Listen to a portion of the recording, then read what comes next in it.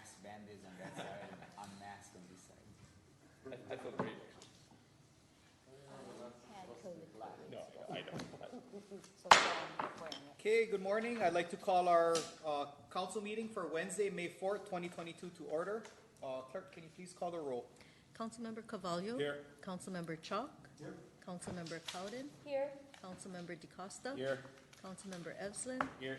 Councilmember Kuli'i. Present. Council Chair Kanashiro. Present. 7 present. Next up is the approval of the agenda.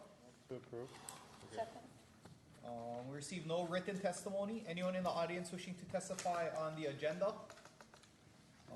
Anyone on Zoom wishing to testify on this matter? Seeing none, all those in favor signify by saying aye. Aye. Aye. Those opposed, motion carried. Next item.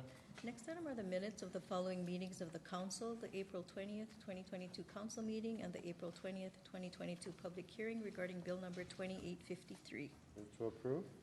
Okay. Received no written testimony. Anyone in the audience wishing to testify? Anyone on Zoom wishing to testify? Seeing none, all those in favor signify by saying aye. Aye. Those opposed, motion carried. Next item. Chair, next item are items on the consent calendar for receipt, C 2022-89, 90, 91, and on page 292. Move to receive. Second.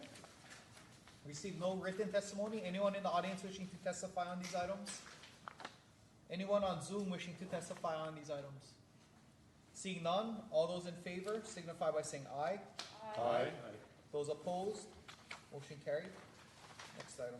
Next item is communication, C 2022-93, communication from the Chief of Police, Deputy Chief of Police, and Bryson Ponce, Assistant Chief of Police for the Investigative Services Bureau, requesting council approval to receive and expend an increase in the original Hawaii High Intensity Drug Trafficking Area Grant Award number G2H10002A in the amount of $1,454.58. The increase in award will be used for the HIDTA Prevention Initiative to send an officer to the gang and drug traffic training on Oahu, and prevention-related supplies such as drug prevention videos and media in the schools. This increase would bring the new award amount to $159,984.58. Move to approve. Second.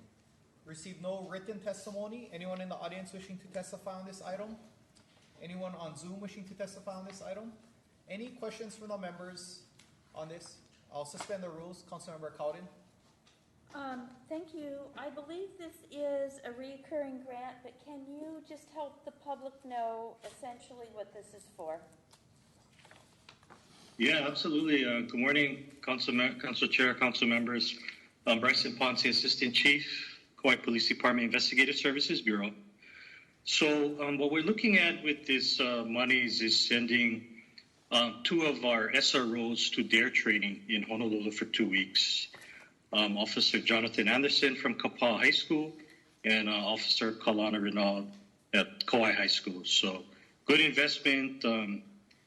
Always want to get the prevention and education piece of the dangers of drugs started at the youngest level, middle schools and high schools. Thank you. Any further questions on this item from the members? If not, I'll call this meeting back to order. Any final discussion from the members? Not all those in favor of the motion signify by saying aye. Aye. Those opposed, motion carried. Next item. Next item is C 2022-94, communication from the Director of Finance requesting council approval to accept the standard terms stated in the fee schedule from BNY Mellon Corporate Trust, Trustee for the Kukuyola CFD project, which includes unspecified future obligations to the trustee engaged for the CFD number 2008-1, refunding bond series 2022. Move to approve. Second. Received no written testimony. Anyone in the audience wishing to testify on this item? Anyone on Zoom wishing to testify? Any questions from the members on this item? I'll suspend the rules. Reiko, when it mentions unspecified future obligations, Are they not sure what those type of obligations will be, or, I mean, is it so that they don't have to come back with each individual obligation that comes up, or? Yeah, I mean, basically what they're talking about is attorney fees, that if we don't pay, that they could come after us for attorney fees. Okay.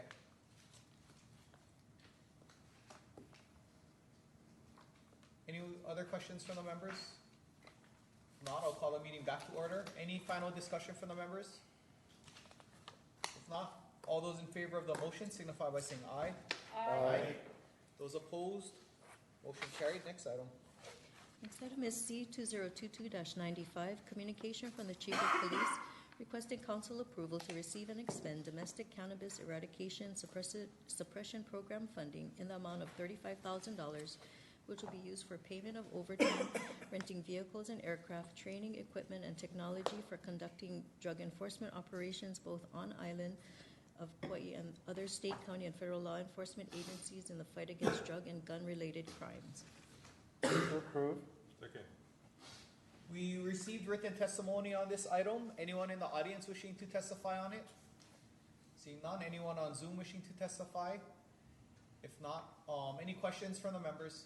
Councilmember, I'll suspend the rules. Councilmember Cowden. Again, thank you for being here, and we did get some resistance, which is similar to what we experienced last season. This is a routine payment. Can you just explain, like, is this going after neighborhoods, or is this going after the state lands? What is it trying to look for when they do the marijuana helicopter action? Sure. So, good morning again, council members. Bryson Ponce, KPD. The domestic cannabis eradication suppression program started back in 1979. Really targeted Hawaii and California with illegal marijuana grows on public lands. What we try to do is keep Kauai honest. There's a legal way with the dispensaries who went through all of the regulations to be able to provide medical marijuana for people who need them. So we conduct our operations looking at illegal grows throughout the island, looking at public lands, state lands. Every now and then we may see some baby grow in back of somebody's yard, in which we'll follow up on that. But the majority will be for the public and state lands, those big open areas around the island. Okay, thank you. Any other questions from the members on this item? Councilmember DeCosta. How are you, Chief Ponce?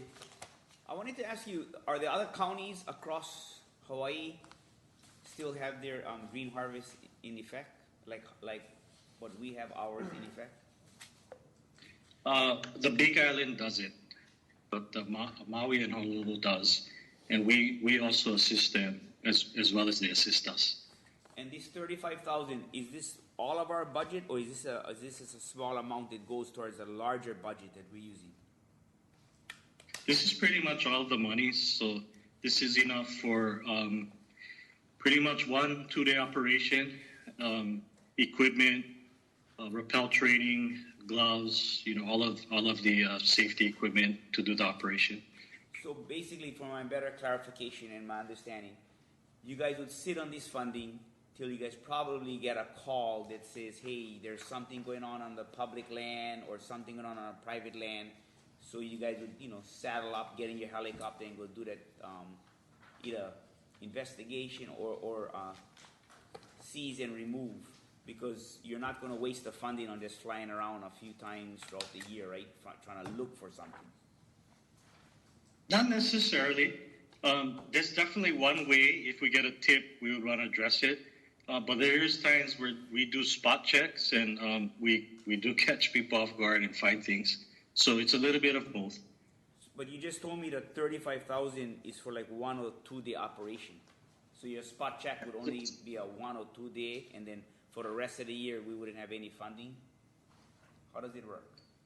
A 2-day operation will cost about $15,000. Okay, so basically we're looking at about a 1.5 day operation with the 35 grand. Yes. Okay, thank you, I understand now. Councilmember Carvalho. Morning. President. Morning. Can you just give a little bit more background on the technology part? I want to get what does that entail? As far as equipment, you mean? Yeah, just overall, because I understand all the other ones, but people wanted to know, more additional support that way with the technology side of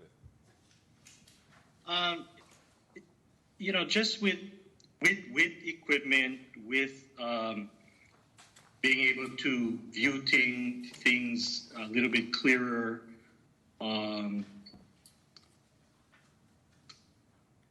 I don't want to go into all of the specifics of what we utilize in the tools, but it's basically the updated equipment and resources that we can use to detect and help our investigators when we fly these operations. Okay, thank you. Any other questions from the members on this item? If not, I'll call the meeting back to order. Any final discussion from the members? If not, all those in favor of the motion signify by saying aye. Aye. Those opposed, motion carried. Next item. Next item is C 2022-96, communication from Ka'aina Hull, Clerk of the Planning Commission, transmitting the Planning Commission's recommendation to amend Chapter 11A, Kauai County Code 1987 as amended, relating to environmental impact fees. Move to receive. Okay. We received no written testimony on this item. Anyone in the audience wishing to testify? Seeing none. Anyone on Zoom wishing to testify? I hear none. Any questions from the members? This will come up later in our agenda. If not, any discussion? All those in favor of the motion signify by saying aye. Aye. Those opposed, motion carried. Next item.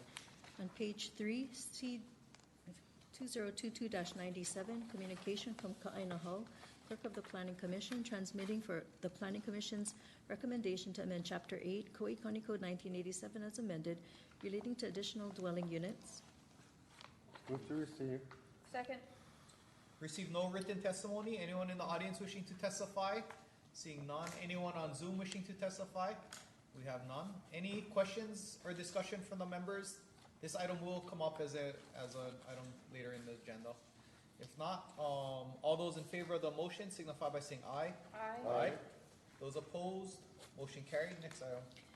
C 2022-98, communication from the acting county engineer requesting council approval to purchase unbudgeted equipment of a Scum pump assembly to be used at the Wailua Wastewater Treatment Plant, which will replace the inoperable pump assembly with a similar model at a cost of $28,000. Move to approve.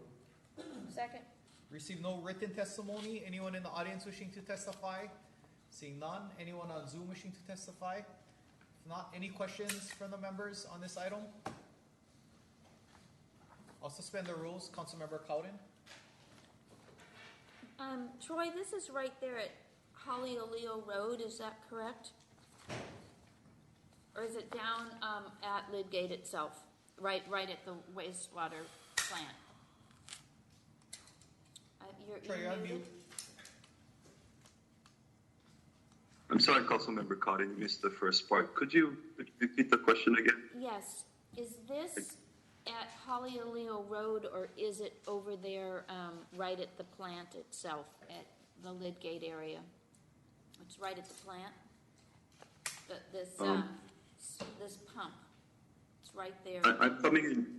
I'm coming in fresh on this without the agenda item in front of me. Oh, okay. Do you permit me to? This is the $28,000 replacement of the inoperable pump. You're replacing a pump. And this is right there at the wastewater treatment facility at Lydgate. I don't have a problem approving this. I just wondered how often they go out and how important this particular pump is. Okay. So the pumps for this wastewater collection system and treatment plant are located at strategic pump stations or it's at the treatment plant itself. Okay. How many pumps do we have? Like, when this hasn't been working, are there other pumps that make it still function? It seems like if a There pump are goes out emergency to the- pumps. There are emergency pumps, okay. There are emergency pumps, but this is one instance where one pump is not working. So we're replacing that pump so we have redundancy. Okay. That's really my question. Redundancy. Thank you. Any other questions from the members? If not, I'll call the meeting back to order. Any final discussion from the members? If not, all those in favor of the motion signify by saying aye. Aye. Those opposed? Motion carried. Next item.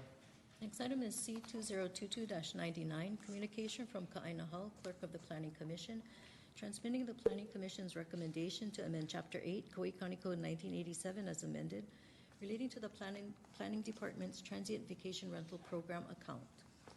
Move to receive. Second.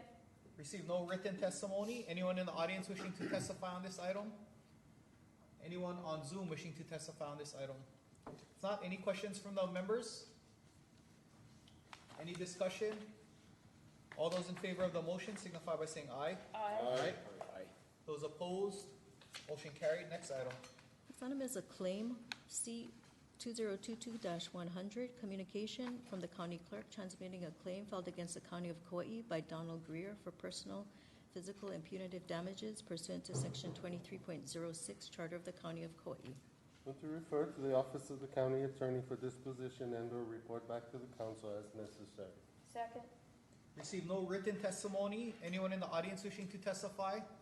Seeing none. Anyone on Zoom wishing to testify? Any questions or discussion from the members on this item? If not, all those in favor signify by saying aye. Aye. Those opposed?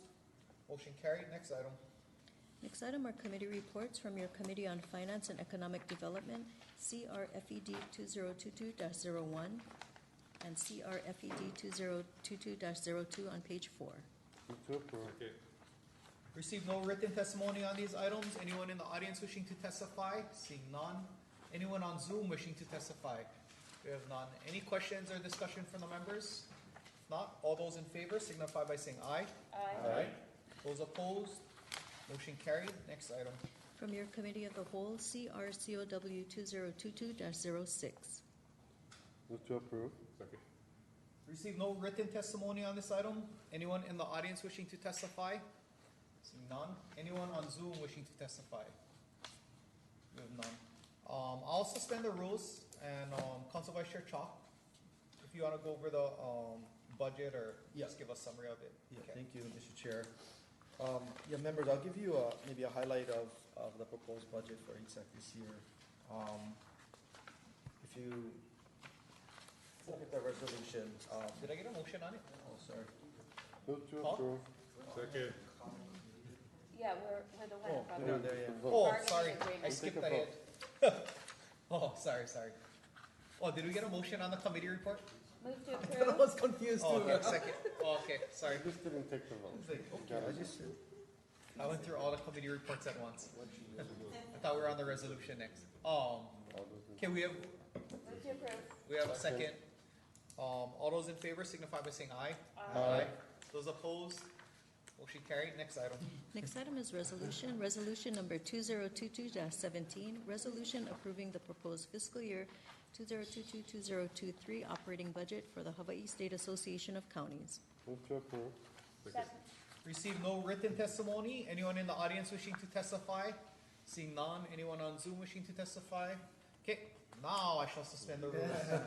Council Vice Chair Chalk, if you wanna go over the operating budget for Hsac. okay, thank you.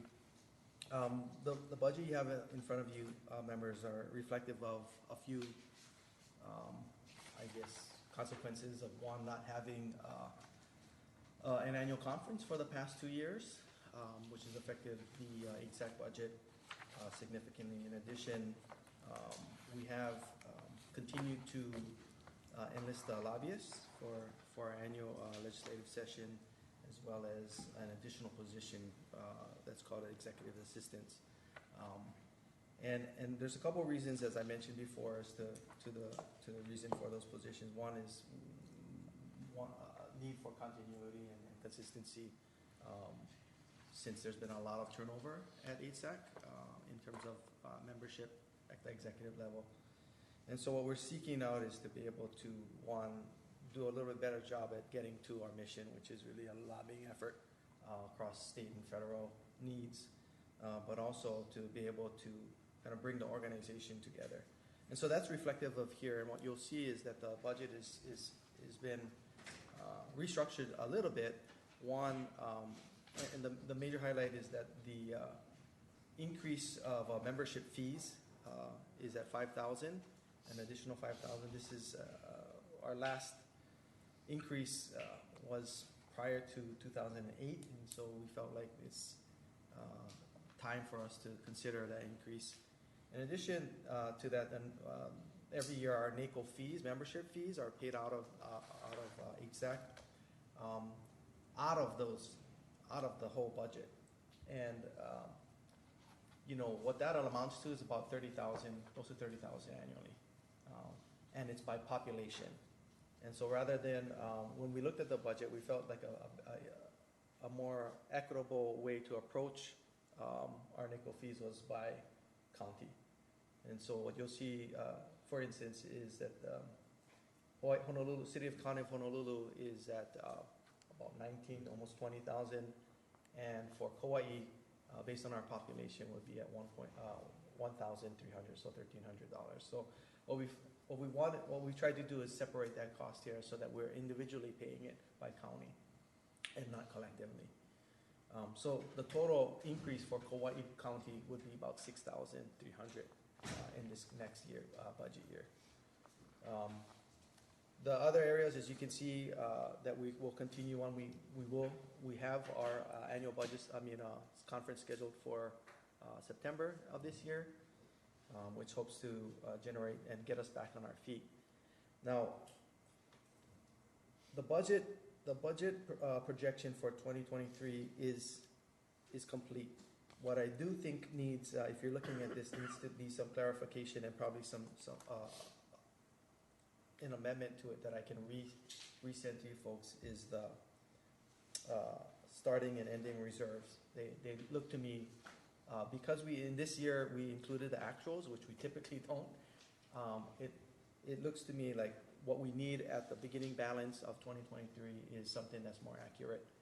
So, members, if everything else within the budget proposal, I think is correct, but I would ask that we might revise that beginning line, and I can do that if this body would like to move forward on I guess approving this budget, and then I can also follow up with sending a revised ending and beginning actuals. Councilmember Cowden. Thank you for the work that goes into this. And so we're going to have our next Hawaii State Association of Counties event on the Big Island this fall. Is that correct? Correct. And then the year after, it's going to be Kauai. So when we host it, or whoever hosts it, this funding pays for the hotel and all of that. So like the hosting county, do they take on a bigger hit or not? So the hosting county is responsible for the conference, and there is a seed money that we have in our annual budget. I think it's $5,000 that goes into a reserve account for the conference, and then the hosting county uses that seed money to actually put the conference together. And so they take care of all expenses, and the income from that annual conference goes into the Hsac budget, right? Hsac budget pays for things, not only our NACO dues, but well, in this case it won't any longer, but our travel, right? So we have our representatives like Councilmember Kukuyola, who's the NACO representative, as well as our WIR and executive committee's travel gets paid out of that. Does that answer your question? Yes, and just, I know it's really a worry for next year or a concern for next year, but, you know, when we look at how they split out the size of the counties by population. You know, Oahu has an easier time, I'm sure, coughing up the money to put an event together because they're about the same size regardless of which island they're on, right? So do we need to be, I mean, how much do these events typically cost? So that's kind of why we are where we are in this budget, because one, we haven't had the conference for 2 years, but also, you know, if you look back historically at Hsac, we had 2 conferences every year, and we're making a lot of money. So we've been really riding off of our reserve for this organization, in my mind, for some time now. The last time Kauai County hosted it, I think we generated about 90,000, if I'm not mistaken, or maybe even more. Honolulu, about the same or more. And then we've had some years that were just break even with other counties. And so I think, as I mentioned, sort of the continuity and philosophy is something that we want to have some consistency on moving forward as to what this organization is for and how we intend to accomplish it. And so moving forward, for instance, my expectation and what I've been trying to vocalize to the current board is that the conference is our income generator, and that we need to have it every year be successful. So as you can see in the 2023 conference income line item, it's 60,000 budgeted. So we're already pretty close to that with the current conference planning, and so I feel pretty confident that we will, bring in some good income on the conference. Okay, thank you.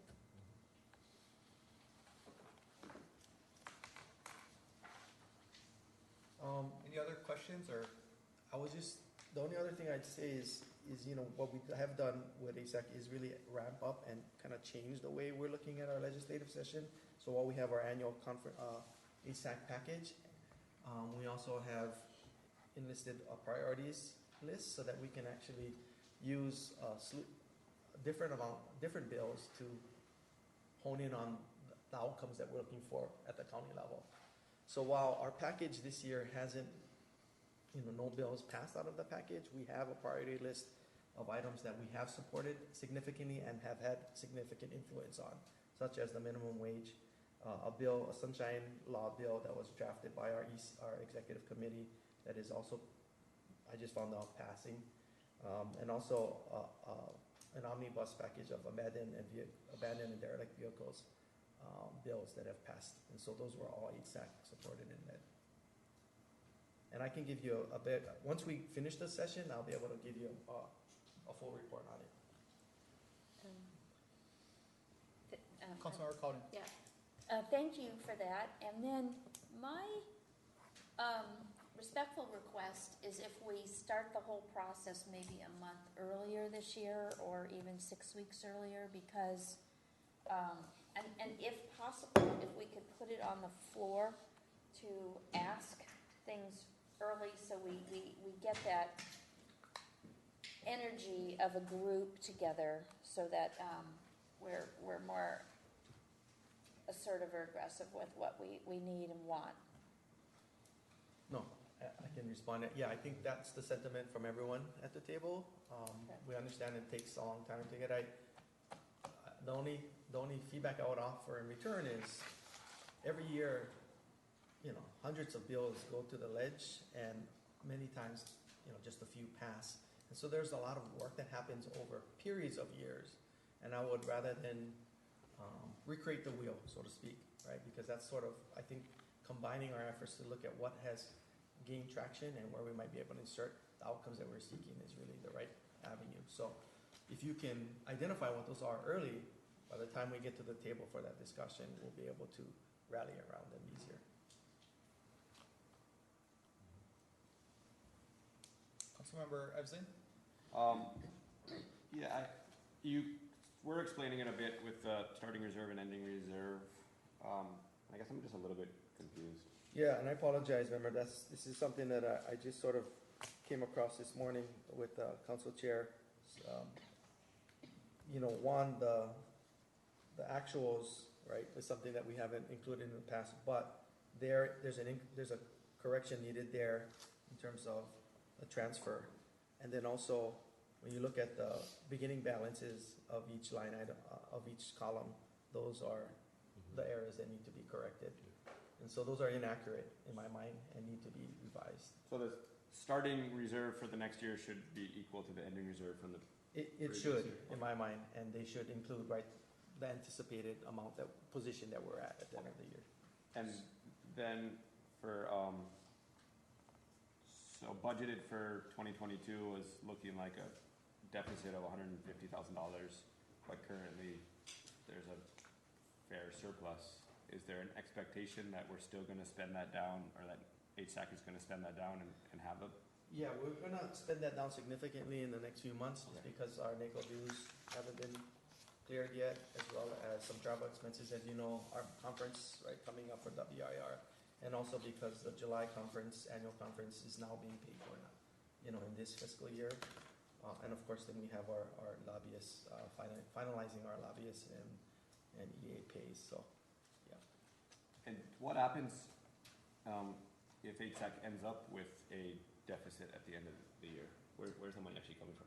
Yeah, so as you can, if you look back, for instance, and you see that in the actuals, you can see Honolulu offering up a membership fee, capacity building fee, that has sort of helped us. Again, the position, you know, over the last few years has been compromising, and so I would agree with you. The only way to build it is through our annual conference, or cutting the budget. Okay, I understand. Thank you. Yeah, and I believe if Hsac did go into a deficit, then the amount would have to get split as higher fees between the counties to help fund it. That's the only place the money would come from. And that's part of the reason why we looked at where should we be looking for income. One of them is in the membership fees, which we've already making a move on this year.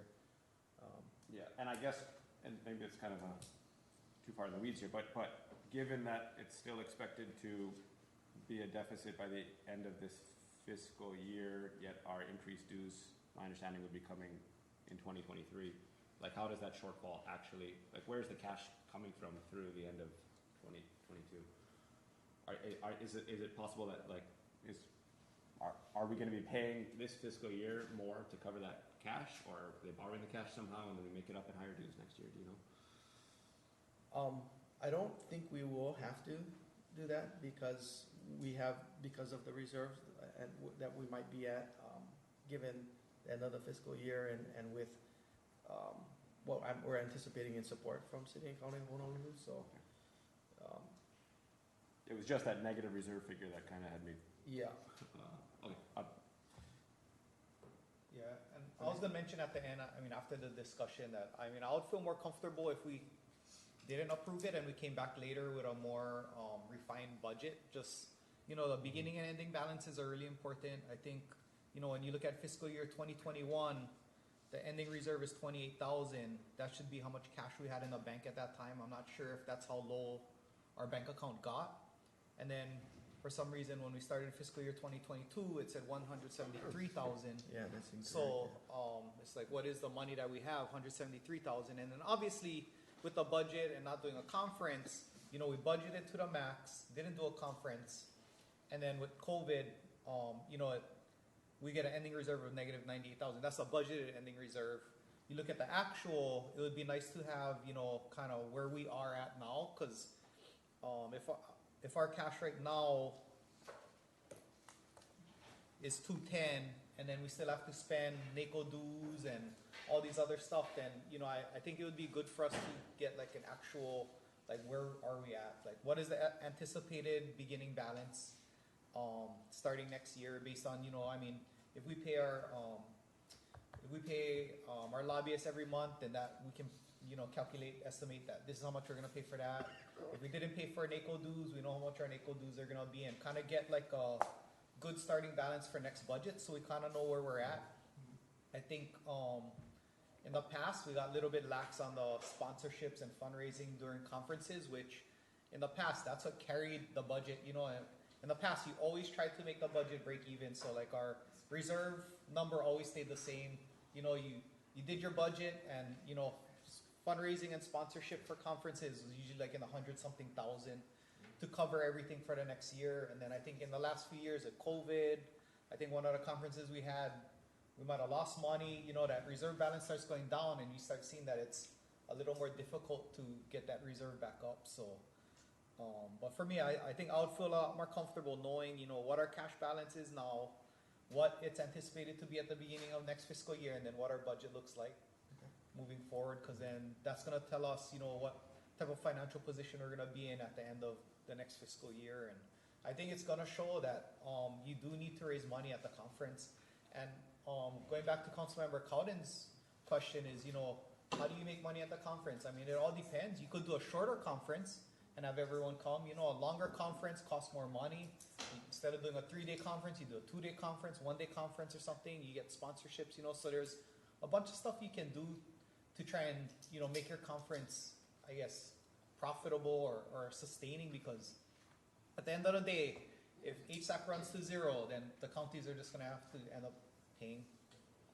So, but yeah, the conferences historically in the past have been the mechanism to continue to fund Hsac, and that was always the mindset that you find sponsorships, maybe you do a golf tournament or something where people are paying dues into, and then that money goes into Hsac and supplements the budget and covers, I mean. So. Yeah, and I don't mind revising this so that you folks can see the updated version prior to passing. And I know in order for the budget to come into play, we probably would have the next meeting as a deadline. So we would have to pass it in time to get it, you know, moving in on time. I looked at the cash flow this morning. We're at 116,000 or approximately 116,000. But you know, we have a few, like I said, a few months in, and then as I mentioned for the conference, while that's a separate account, there's already close to 60,000 in that account that will be materialized in addition to whatever else we make, you know, come, you know, mid-year of next fiscal year. So we can anticipate a larger amount. So it's hard for me to answer the question about where we will be, right? But to have the right figures in there, as Council Chair is asking for, is a feasible question. Yeah, because right now the net income for this next budget is a negative, would be in a $52,000 deficit. So it's take more strain on the reserve again. So it's important to know what our actual balance is. Councilmember Cowden. I think he had a question first. Oh, Councilmember DeCosta. And I got elected during COVID, so I had no exposure to the Hsac. But the fundraiser thing just got my mind spinning.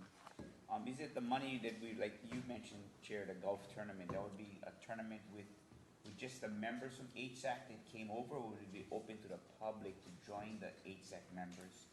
That's what I'm kind of looking at, right? When you include the community, your fundraiser would probably be much more viable and more fruitful if you only limit it to the people that are coming from different counties and they have to spend their money out of their pocket. The revenue base is going to be pretty small. So how is the fundraisers done? Like, we can include our community from Kauai? I mean, I don't think a Kauai community is going to fly to Big Island to do it, but in the past, typically you do a you do a golf tournament ahead of a conference, or like the half day before the conference, and yeah, anybody that wants to play in it, I think the chair usually like advertises it around. You get sponsors, and you know, they run that golf tournament. I mean, it's up to the individual county at that point how they want to run their conference, you know, so it's not something that's template across all the counties. A lot of times you'll get sponsorships at the conference, you know, so people will put like advertising and stuff at the conference. And those are the type of stuff they do to, you know, get people there. Conference fees, you know, the conference is open to a bunch of people too, so people can go to the conference. So it's just not just the council members. I understand it now. Thank you, Chair. Councilmember Cowden. My question piggybacks on Councilmember DeCosta's to some degree, in that, like, I've been to one, and then that was all that was available. I'm going to be helping with this one on the Big Island 1 context, but an outcome of these term limits, which is we're in the front end of that, is that we don't have long experience in the council any longer. So when the two of you go, you know, who is it? Our staff who does so much work all the time. Who knows how to put this event on? Because try to put the event on in September, and we've never put one on. It's you guys? I can tell you the staff works super hard at making the conference a success. Okay. Yeah. Thank you, guys. Well, and I'll just say that, you know, at the board level, what we decided is that we want to up the ante for this, and since we haven't had a conference, and so we are putting together a golf tournament, one that I'm, you know, spearheading basically. So everyone's kind of stepping a little bit up a little bit more and being asked to make the annual conference this year a really good fundraiser for us, and so that's what you can expect. I just gotta say that, Councilor Carvalho. Vice Chair Hsac taking a leadership role and being alternate, and just the whole budget. I mean, we've come a long way, a lot of changes since 2008, it's really right. And even putting in additional staff to make the quality of the outcome of the conference and just the work that is done. So I think we're on the right path. Not I think, I know we're on the right path. And really defining what is the budget part and then going from there, knowing all the process it takes.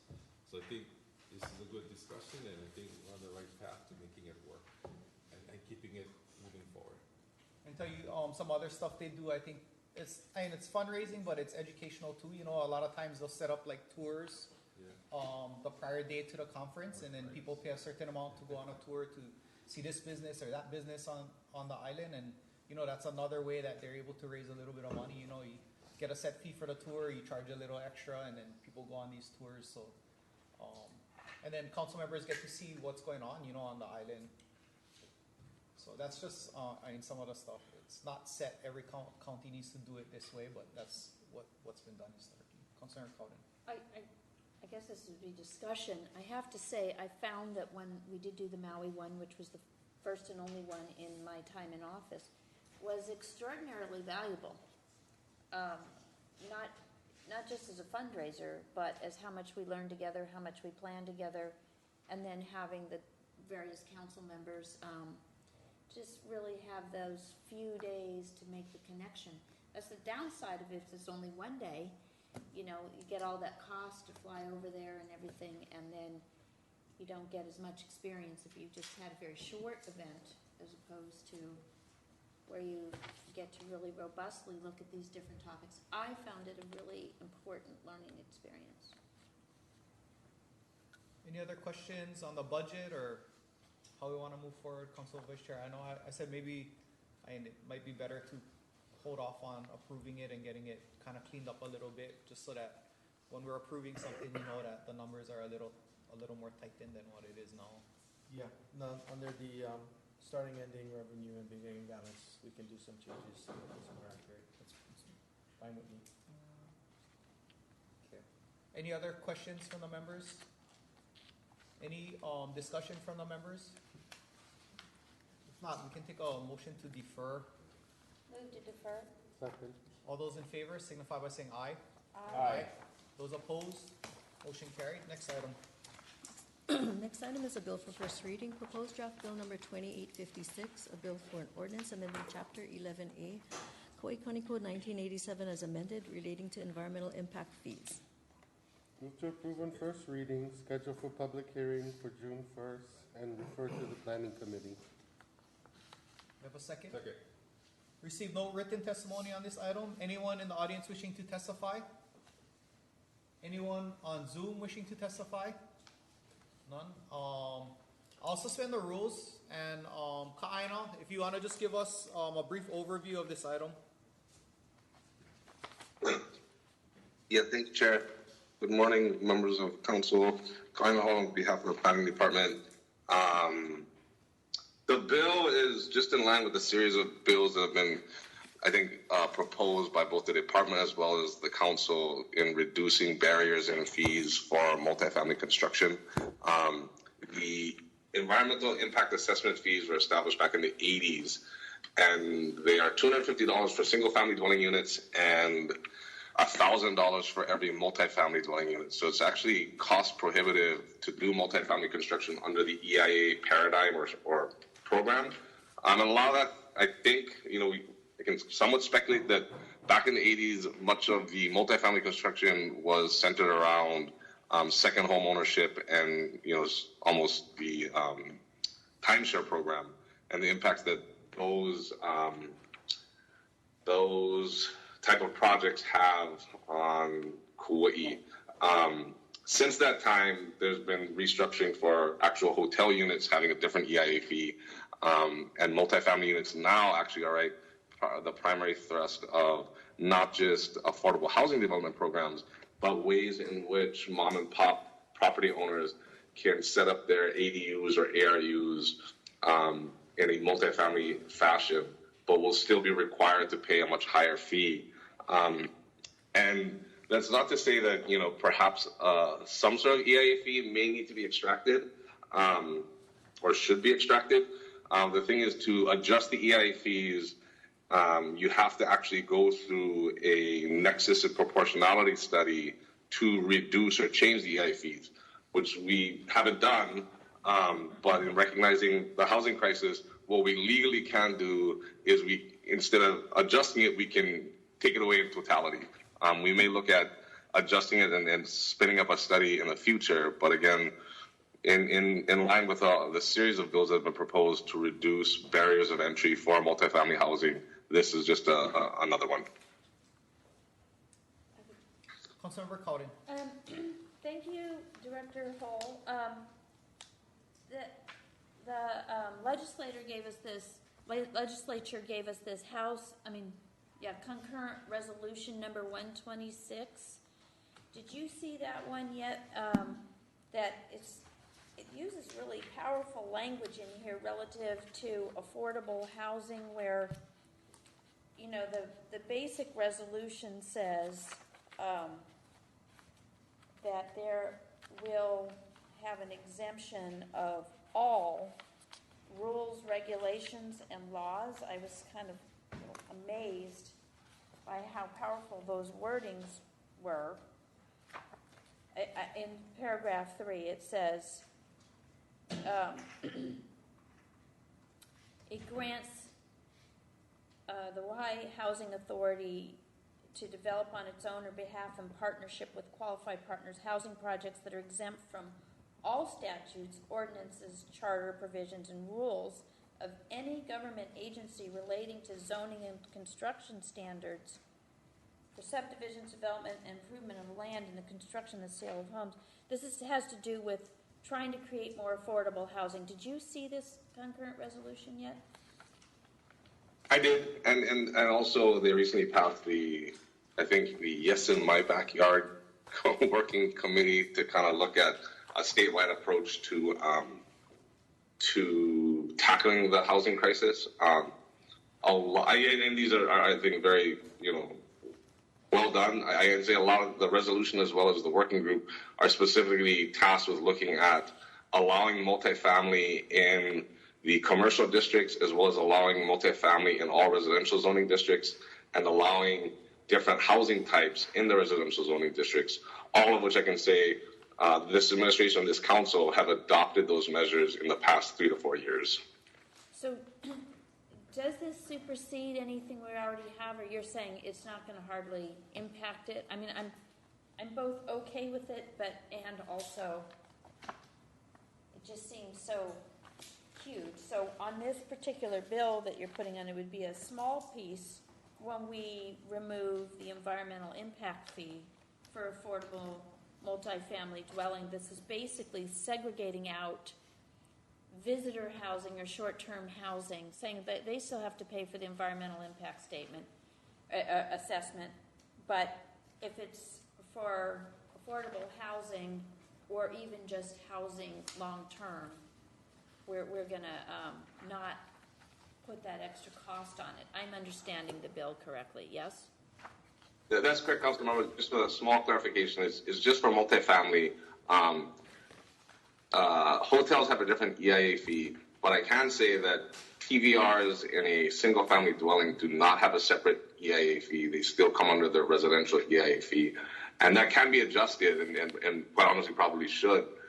We just have to respin up the proportional nexus study for impact fees. Okay. All right. And maybe another event. We can have a conversation, another council meeting, to really understand the impacts of this concurrent resolution. Thank you. Thank you. Any other questions from the members on this item? Councilmember Ebsen. And so you kind of said it in your intro there that this would apply to somebody trying to do an ARU or ADU, but I just want to confirm. So it's any, and I apologize. I was trying to look up the definition of multifamily, and there's all kinds of different. Seems like multiple family, multi-cash family. There's some different terminologies spread throughout the code. So for clarification, this is anybody who's building an attached structure to their home, whether this is adding on to their existing home or building an apartment building with, or something with, say, 6 units in it. It would be sort of all the above, ARUs, ADUs, or using their density, as long as it's more than 2 structures attached. Is that correct? For the most part, multifamily in the definition of the zoning ordinance is actually where there's 2 units that are structurally dependent upon each other, and there's a separate definition for detached, which is 2 units that are attached but not structurally dependent upon each other. The department is, to try and help applicants out doing the ARUs and even ADUs and guest houses with kitchens that are attached, or, we try to have them as much as they can draft up their plans so that it's attached as opposed to structurally dependent, so that they can get away from this fee. In proposing this amendment to the EAA program, it would essentially fully exempt out the structurally dependent ARUs, ADUs, and guest houses, which we're not able to do right now. Okay, thank you. Any further questions from the members? Not, I'll call the meeting back to order. Any final discussion from the members? Not, we'll take a roll call vote. Councilmember Carvalho? Aye. Councilmember Chalk? Aye. Councilmember Cowden? Aye. Councilmember DeCosta? Aye. Councilmember Evslin? Aye. Councilmember Kuali'i? Aye. Council Chair Kaneshiro? Aye. 7 ayes. The next item is proposed draft bill number 2857, a bill for an ordinance amending Chapter 8, Kauai County Code 1987 as amended, relating to additional dwelling units. Chair, we do have one registered speaker. Okay, may I have a motion? Move to approve on first reading, schedule for public hearing for June 1st, 2022, and refer to the planning committee. Second. I'll suspend the rules. Oh, we have a speaker in the audience. I'll suspend the rules. Lonnie Psychos. Okay, Lonnie.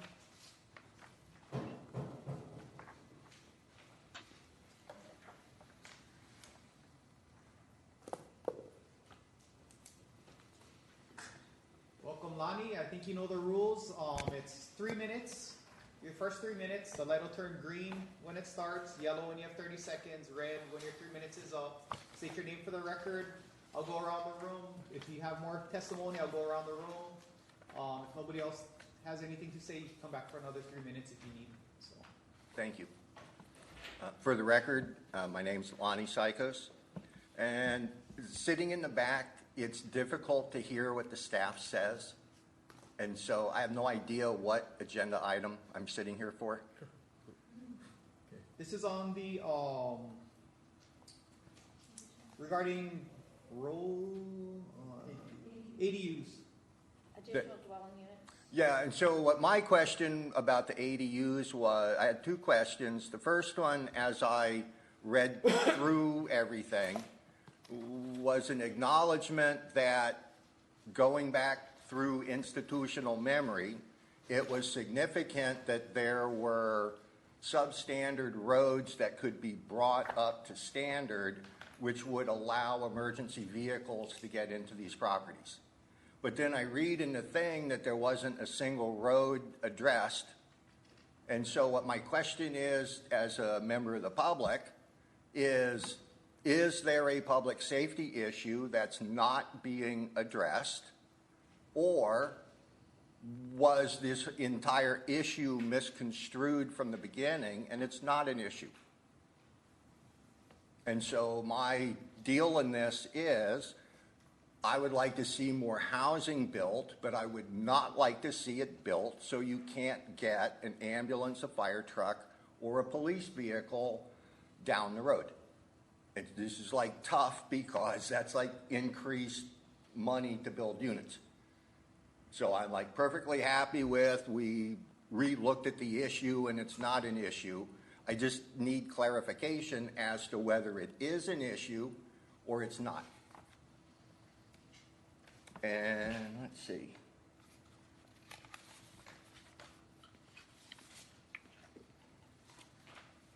Oh, and as I was reading through it, if I read correctly, everything that had to do with the cesspool, that the term cesspool's been removed. So like my house has a cesspool, so I can't put another bedroom or such because I'm on the cesspool. And again, this is a huge statewide problem. It's not solely the problem of the county council, but what is the problem of the county council is, how am I going to fill my cesspool in and put a septic system or get hooked up to the sewer? And so what's the plan for that? What's the measurable, a year from now, what has changed so that I can get off my cesspool and into the modern era of dealing with sewage? So thank you very much. Okay, thank you. Anyone else in the audience wishing to testify? Anyone on Zoom wishing to testify? Not. I'll call the meeting back to order.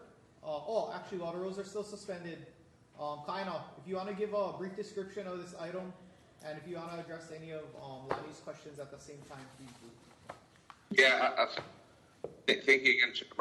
So, Kaina Hall on behalf of you guys have seen a series of bills over the past month, and this is kind of in line with it, where I've asked staff to kind of take a look at regulations in our code that just are there but don't either make sense, aren't being used, and are just kind of,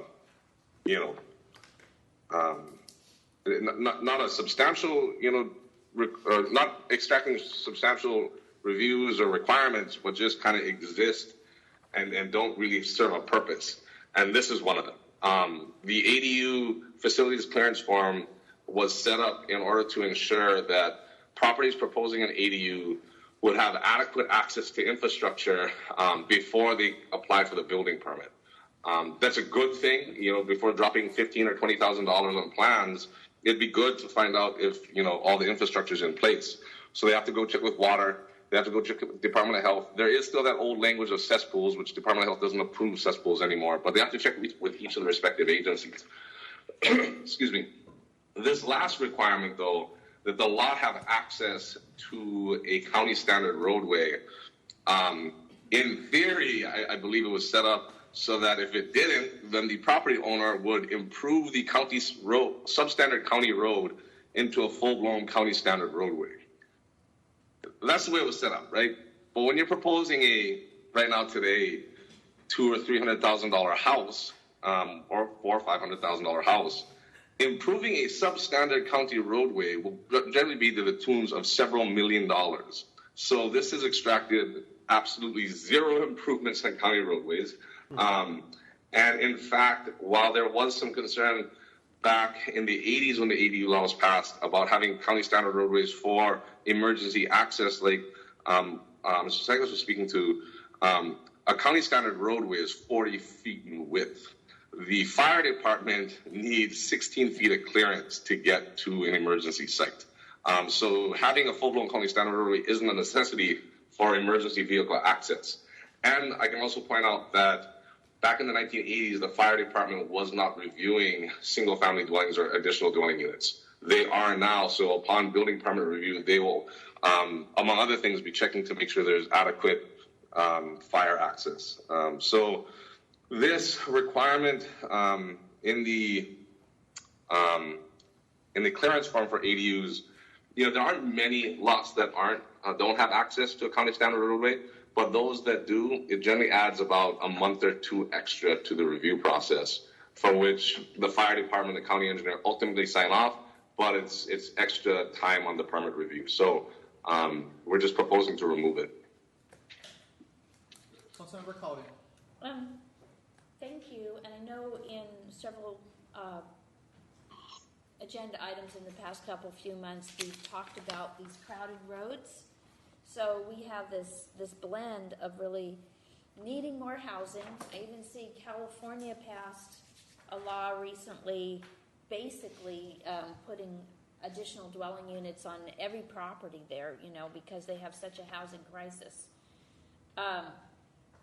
And when these roads are so narrow with cars on either side, are you saying that still does get looked at? Like if somebody's putting an additional dwelling unit on a property or additional rental unit, in the process of application, if it's already an extremely crowded neighborhood, will that get flagged or not? It's crowded in terms of on-street parking. Yeah, the fire department has to look at whether or not they have adequate access to the ADU.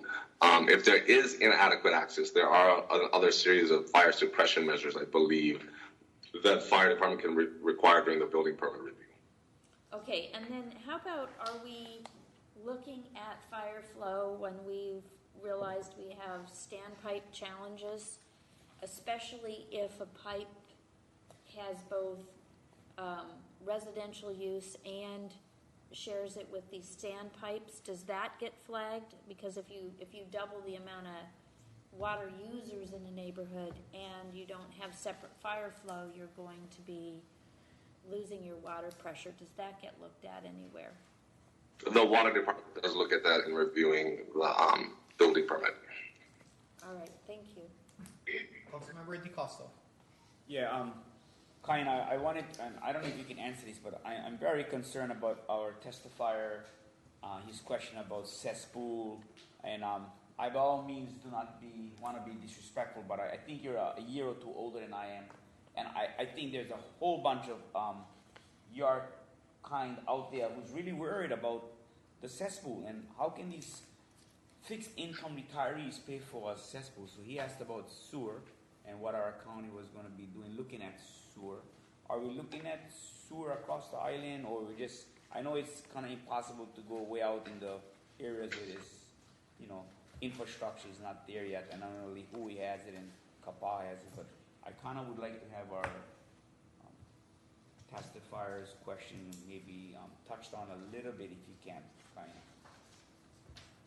Yeah, thanks, Councilmember DeCosta. I kind of said it before, is that, the planning department and planners in general look at zoning as the end-all be-all. It isn't, right? At the end of the day, we've done a lot, both the council administration, to free up a lot of zoning regulations in our town corridor areas, in various residential areas, and allowing property owners to construct ARUs, guest houses with kitchens, all these things, right? While we free up the zoning regulations, ultimately, and I believe some council members have also used the phrase, is the housing crisis is an infrastructure crisis. Hello? We can hear you, Kaina. Sorry. So having access to adequate infrastructure, in particular water and wastewater, has become a crucial point of needed attention. Now, whether the county is ready to start funding brand new wastewater treatment plants to service residential areas so that they can, one, get into compliance, or two, increase the density, I think we all have to look at that, but that's a bigger discussion beyond my status on the totem pole, if you will.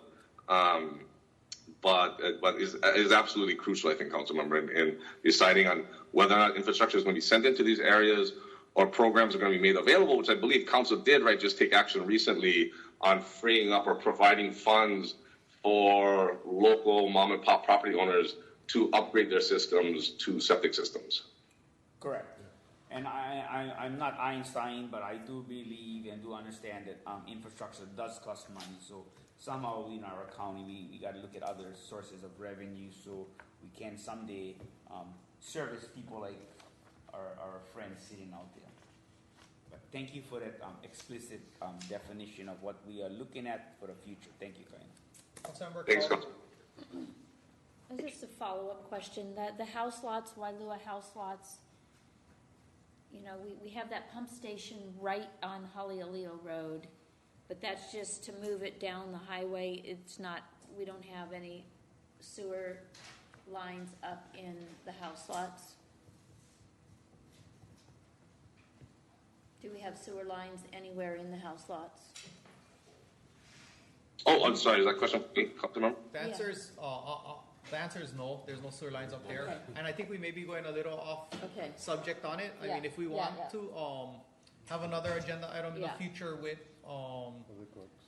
with Public Works, we can kind of say like, you know, Yeah. where are areas that are potential. I know there's difficulties in getting sewer to certain areas because obviously it's gonna start costing homeowners money also, right? Yeah. The connection and the monthly fees and stuff, so, it's not, it's kind of a gray area on whether, we do it or not for neighborhoods, so.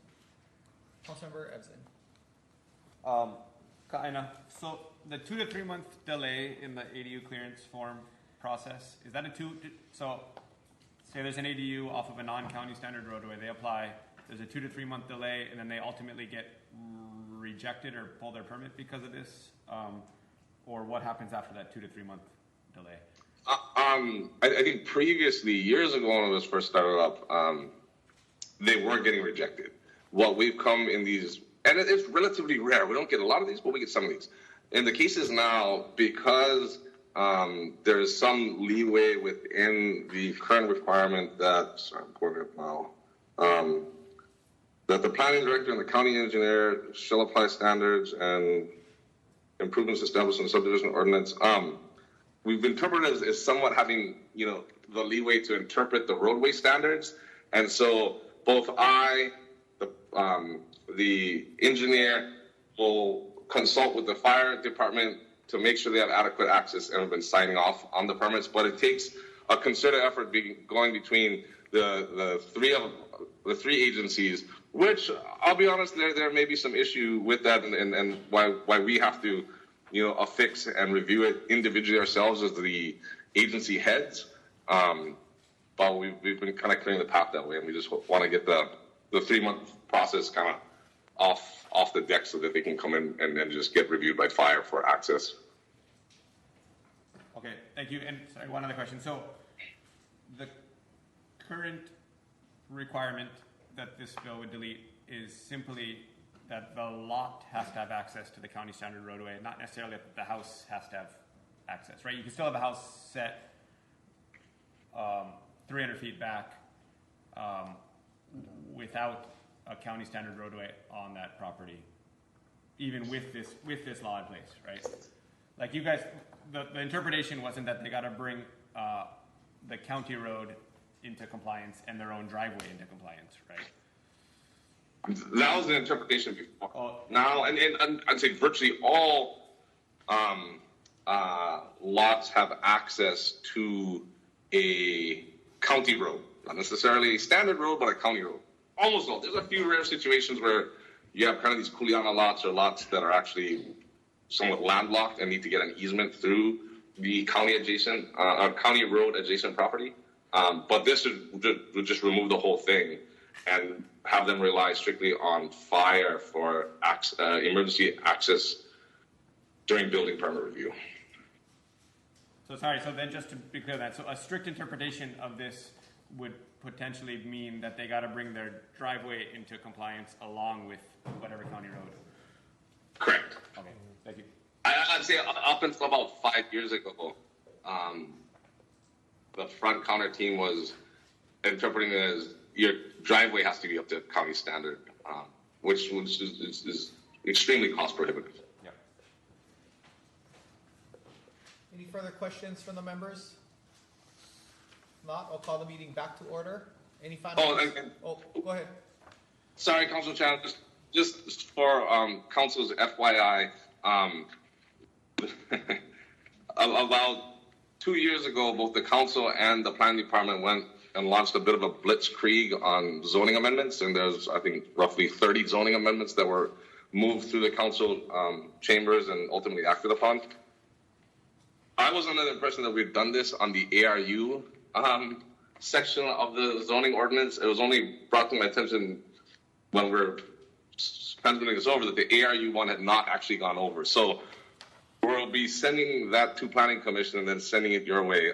So I apologize that they're not in tandem. If the council prefers to hold this until the area can get over or to move on it, it's really up to you folks. But I just want to get you an FYI that this requirement still also exists in the ARU bill, or ordinance, which was mimicked very closely to the ADU. So I say in the next 3 to 4 months, we'll have to you folks a similar bill for the ARUs. Yeah, I don't feel we should hold it up. That's my personal opinion on it. So, any further questions from the members? Any final discussion from the members?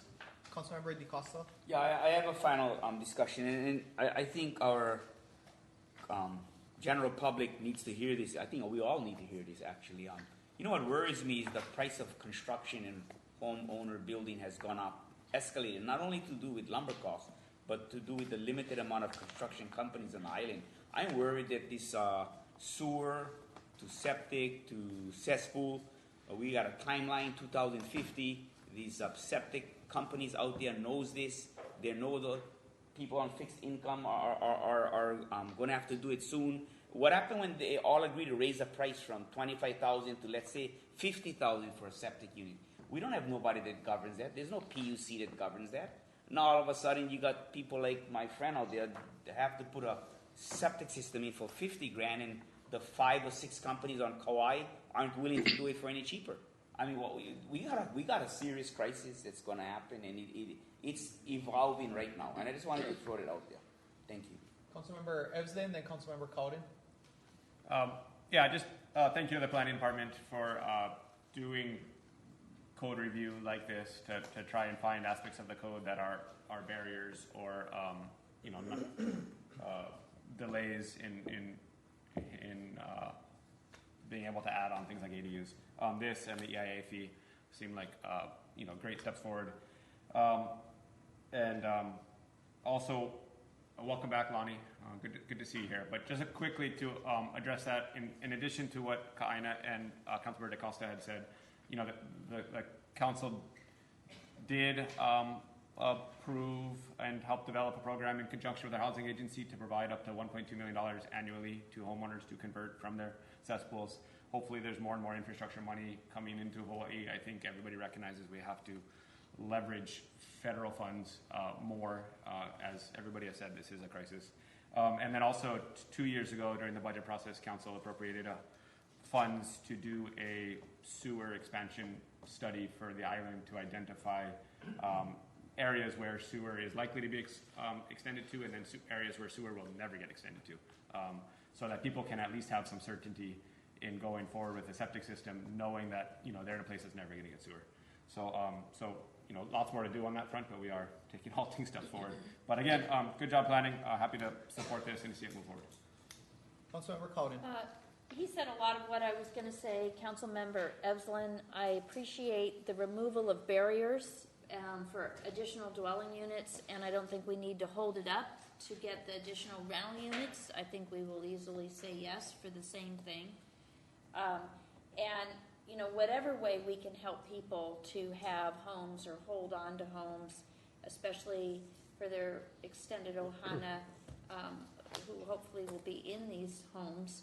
I do want to acknowledge what Councilmember DeCosta brought up, in that not even just cesspool going to septic, everything from getting your house painted to finding a plumber, pretty much the fresh development for the high end is able to get these people at $100 an hour.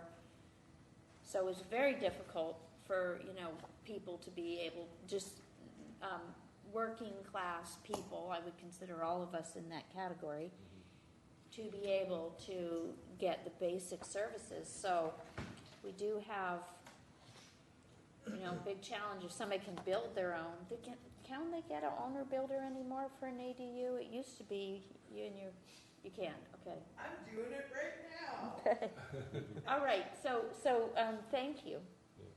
Okay. Anyone else? If not, we'll take a roll call vote. Councilmember Carvalho. Aye. Councilmember Chalk. Aye. Councilmember Cowden. Aye. Councilmember DeCosta. Aye. Councilmember Evsden. Aye. Councilmember Kuali'i. Aye. Council Chair Kaneshiro. Aye. 7 ayes. The next item is proposed draft bill number 2858, a bill for an ordinance amending Chapter 8, Kauai County Code 1987 as amended, relating to a Planning Department Transient Vacation Rental Program account. Move to approve on first reading, scheduled for public hearing on June 1st, 2022, and refer to the Planning Committee. Second. Received no written testimony. Any questions? I'll suspend the rules.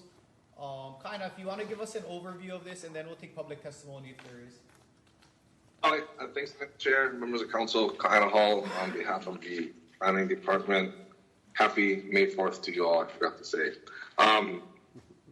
This bill is essentially just establishing an account in which the transient vacation non-conforming use certificate holders, which are roughly about 420 on island, they pay an annual renewal fee of about $750 a year. The proposal is to take that money and utilize it specifically for transient vacation rental management, both within the planning department as well as to essentially funnel funds up to the county attorney's office to deal with litigation. So the backstory behind this is we spend about let's say $70,000 to $90,000 a year just in the management of our TVNC renewal process, as well as on a contract that helps us with enforcement, which we have been utilizing our enforcement fines for, because currently our enforcement fines goes directly back to the planning department to utilize for enforcement purposes and management. So with, proactive TVR enforcement on the World Wide Web, litigation willing to go as far as necessary, as well as I think what happened, a year and a half ago or 2 years ago when we signed the MOUs with Airbnb and Expedia. What we've found is we've taken a significant step forward in shutting down the illegal vacation rental industry, and that's good news. I think we've gone from 2017 we had an estimated 1,400 units, illegal vacation rental units here in Kauai. Today we're estimating it less than 50. So it's a credit to our staff and the work that they've been doing and the MOUs and agreements we have with Airbnb and Expedia. It's a success, if you will. The flip side of that success is our enforcement account is getting drained and is going down because we're not really fighting that much anymore.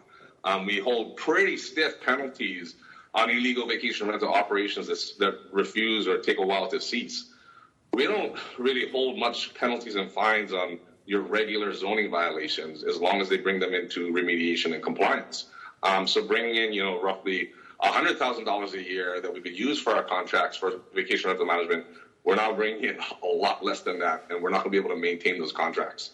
And we do feel that continuing and having and maintaining constant vigilance is going to be necessary to ensure that the success of the shutting down of the illegal vacation rental industry continues. And so what we're proposing is to take the money from the TVNCU program that right now does go into the general fund and directing up to $250,000 of that money a year so that we can have that TVR management program here in office continue, as well as to funnel a lot of those funds up to the attorney's office, because while the planning department and planning commission do face a fair amount of litigation over the years, the vast majority of that litigation is actually TVNCU holders that got their certificates revoked because of untimely renewal.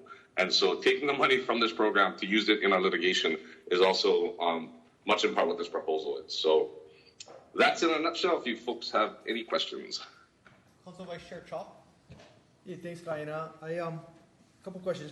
Congratulations on getting the illegal TVRs really under control on Kauai. You mentioned the 420 non-conforming permits. Has that also gone down significantly since the grandfathering? I'm just curious how we are moving through, on that end of the management. Yeah, those are non-conforming use certificate holders outside of the VDA that got legally permitted essentially to continue their uses because they're doing it before the vacation rental bill passed. I want to say in its original inception, it had roughly 450. It's down to about 420 now. And almost all of those, removals have been voluntary. the county of Kauai, no county in Hawaii has the ability to amortize non-conforming vacation rentals.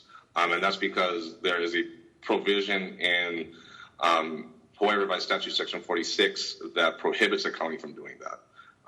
For several years, my predecessor, the managing director, Michael DeHelig, would go to the state legislature asking for those powers to amortize. I went up for several years asking for powers to amortize, and every year the state legislature has essentially denied that request, and those bills never got acted upon. So they're there. We don't anticipate the legislature giving us that authority. If they did, it would ultimately behoove any administration or any council at that time to look at them passing a county ordinance that would amortize them. I would suspect that given the amount of money involved with these uses, that it would face a heavy level of litigation, which is not to say we fear away from it. We're always gung-ho and willing to meet them in court, but should that ever happen, I guess getting at Vice Chair Chalk is it would still take a prolonged amount of time to get those amortized out. But we're not even at the table on it yet. So I guess my question is more about, have we seen just through attrition and opting out, voluntarily opting out, have we seen a dwindling down of these non-conforming uses and permits, or have they been status quo? For the most part, it's been status quo. We've seen, I'd say, a handful. I'd say, as my time as director, I've probably seen 3 or 4 voluntary removals of TVNCU certificates. The rest of them are right.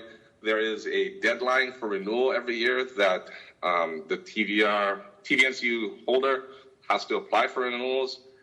Those are the only ones that we've rejected. And of course, every single one of those is in litigation right now. So we'll have to see what the courts do. Thank you. My other question is about, the TVRs within the VDA and our ability to manage them. So do we have accurate, figures?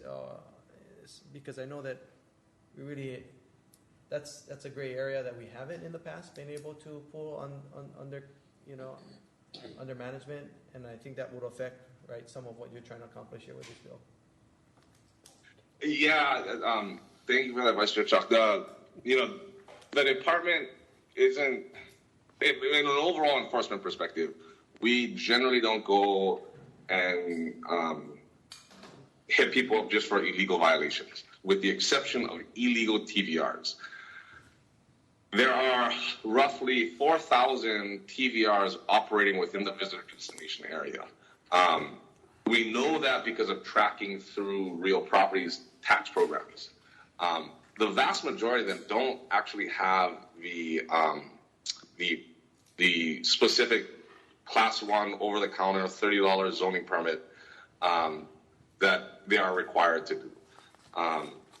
And that's just because they're outright permitted, so we're not out there expending our resources to, bang on their doors to get them to apply for the $30 zoning permit. But it's something we do want to accomplish and do want to tackle one day. And looking at the monies that would be appropriated in this bill, that definitely is a program that we could spin up, because getting an influx of 4,000 applications is either going to be done under a contractor or exorbitant amounts of overtime. I think we'd rather go the contractor route, quite honestly, because once those permits are in, it doesn't necessarily necessitate a renewal process.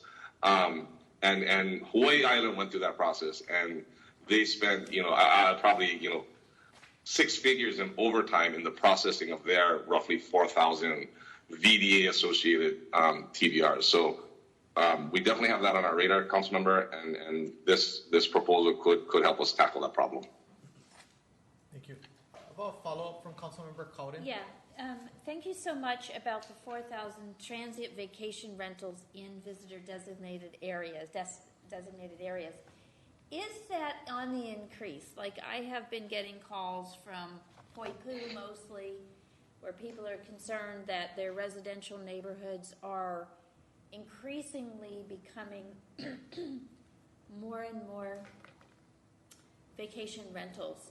Are we seeing, like, it was 4,000 now, was it 3,000 5 years ago? I mean, are we tracking the trend? Is it going up? Yeah, I want to say in the past year we saw an increase of about 200. I can get that information for you, Councilmember. I'd say in the past year, approximately 200 units in the VDA came online that weren't online before. And I can get the full details for you from real property in the next week or so. And is it possible, or is there limitations when people have bought a house in a vacation destination VDA? I forget what everything stands for. Does it stand for? Visitor destination? Visitor destination area. Okay, thank you. So, for houses that aren't yet vacation rentals, we can't pass anything that restricts the future of having more and more houses change over. Can we? Or can we? In theory, you can. What that would take would take removing the VDA district from all the residential areas in like Poipu and Princeville, and then spinning up a process for what would now be non-conforming TVRs in those areas, which would probably be, to the tune of, I don't know, ballpark, you're looking at maybe 2,000 units, which I would need significant staffing to run a TVNCU program for 2,000 more units. But in theory, it can be done. Okay, because it does seem to be a very serious concern, and it seems to be, a pathway that's underway. So I think it should at least be on our radar screen. Definitely. Councilmember Evslin? For the $750 annual renewal fee for the TVNCUCs, has that ever been increased? And did that initially come from some nexus analysis for what that fee could be? Should we be looking at increasing it? Yeah, I don't know that offhand, Councilor. I'm not sure exactly how the 750 was established and through what study it was established. But my understanding is if we did want to increase it, that we would have to update the study or do a new study. Okay, thank you. Any further questions from the members on this? If not, while the rules are still suspended, anyone in the audience wishing to testify on this item? Lonnie?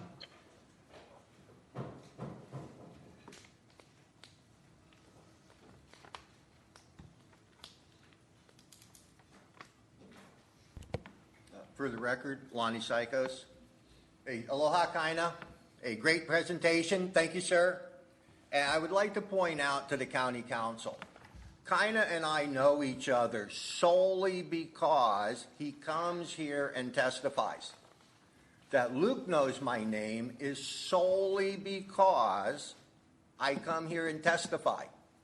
That I know Scott, that I know any of the employees in the county government is solely because they in this chamber interacting with us. Tip of the hat to Kaina, saving me money by staying in his office and being productive. However, sir, I want you to waste my money and come down here and be in person so you can meet the other people that live here on the island. And so, excellent job. I think you've done wonderful things here recently, reducing the expense of government, the burden of government. Normally, I am against creating special accounts because it just makes things complicated. I read through your deal on the internet and understand why this account makes sense, and I'm thoroughly supportive of being able to track what it costs to monitor vacation rentals. And this is one of the outcomes of this. It'll be very simple to figure out what the costs are year to year. So tip of the hat, Kaina, thank you very much. Very happy to have you as an employee, and you earn every dollar that you get, sir. Thank you very much. Thank you. Anyone else in the audience? Bruce?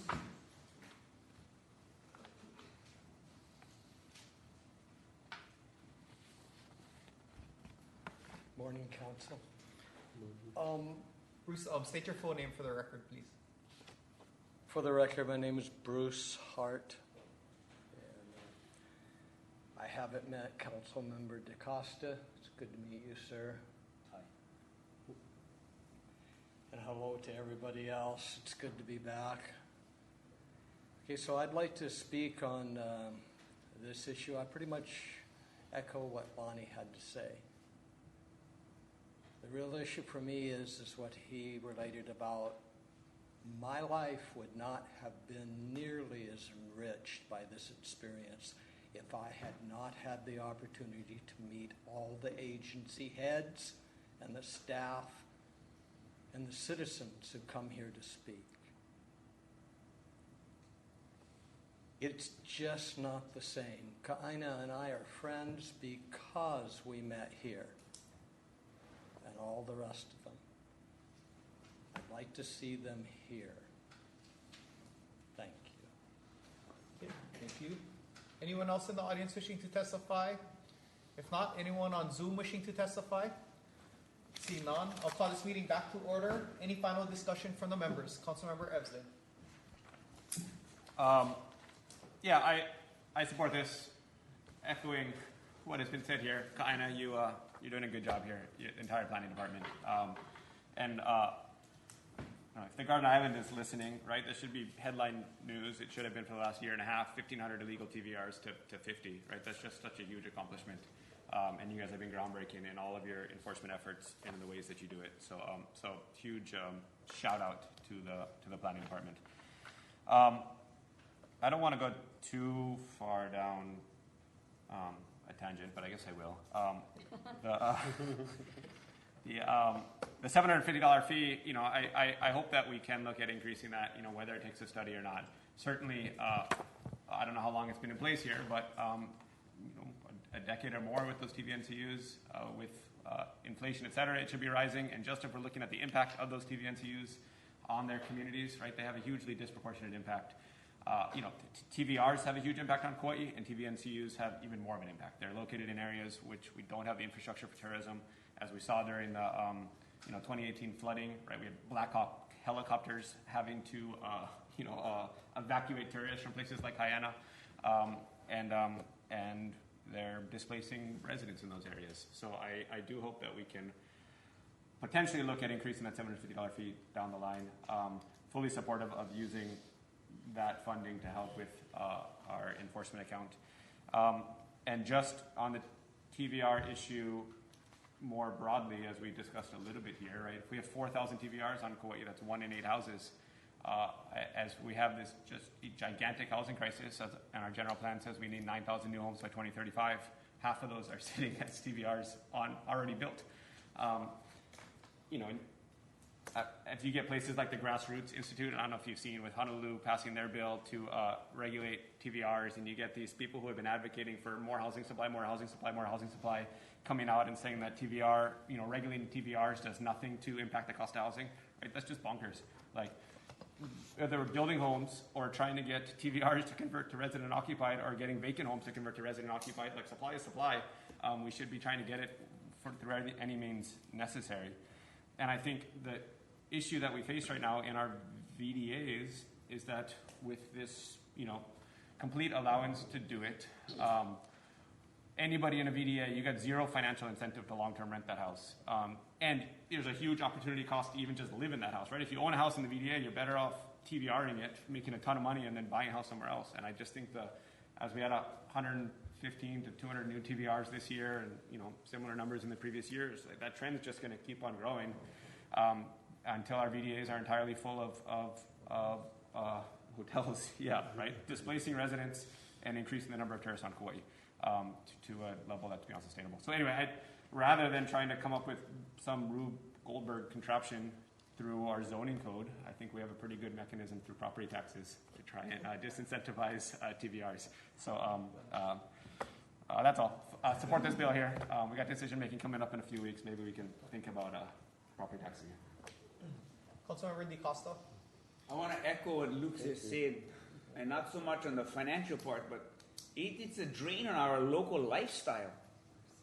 I lived in Kalaheo next to a vacation rental, and I run 15 hunting dogs, and I have smoke houses making smoked meat, and my boy's playing his AC/DC loud in his truck in the evening when he's washing his truck, and you don't think the visitors in the non-designated area, I believe we should only have rental units and residential units across Kauai and leave the vacation rentals in vacation areas so our chickens can crow. If the guy want to raise roosters or the dogs can bark, or you can smoke your meat. Thank you. Councilmember Cowden? I'm also in support of putting a separate fund aside because I think it's really valuable to be proactive so that we don't run into a challenge later and that the money is competing. So I think the intention of this bill is accurate and on point. I think, echoing what's being said, it's also important to notice that a lot of times once something is already in the visitor in the transient vacation rental application, rarely do those properties sell to be anything other than brand new residents. It's very hard for existing residents here to buy it, particularly when that tax base follows for the new purchase. So there's a lot of areas where we need to be working on so that we can take those houses and turn them back into either long-term rentals or turn them back into homes that people can qualify for and purchase.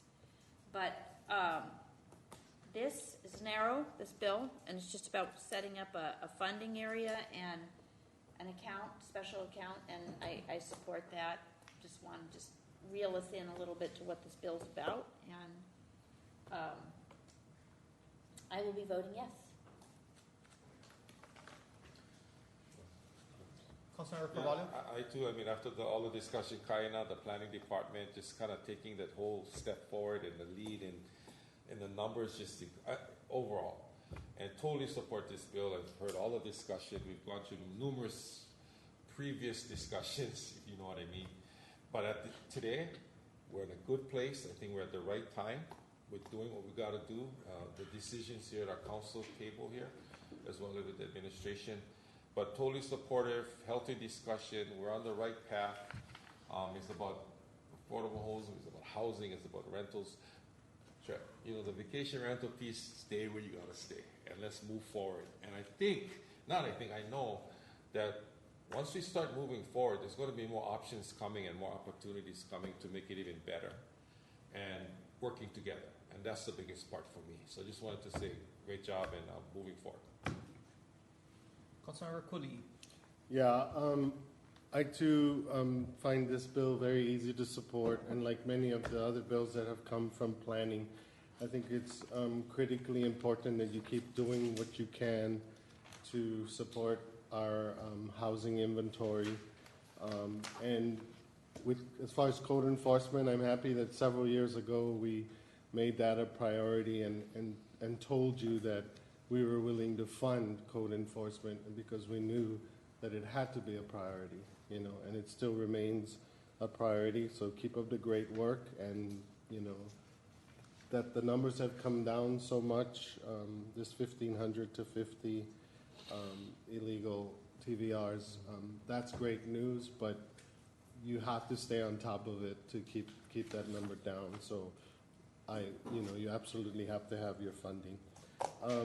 The only other thing I would say is that I appreciate everything that you're doing, but like what Councilmember Evson talked about with the real property taxes, I think it would be great to hear from you and the administration.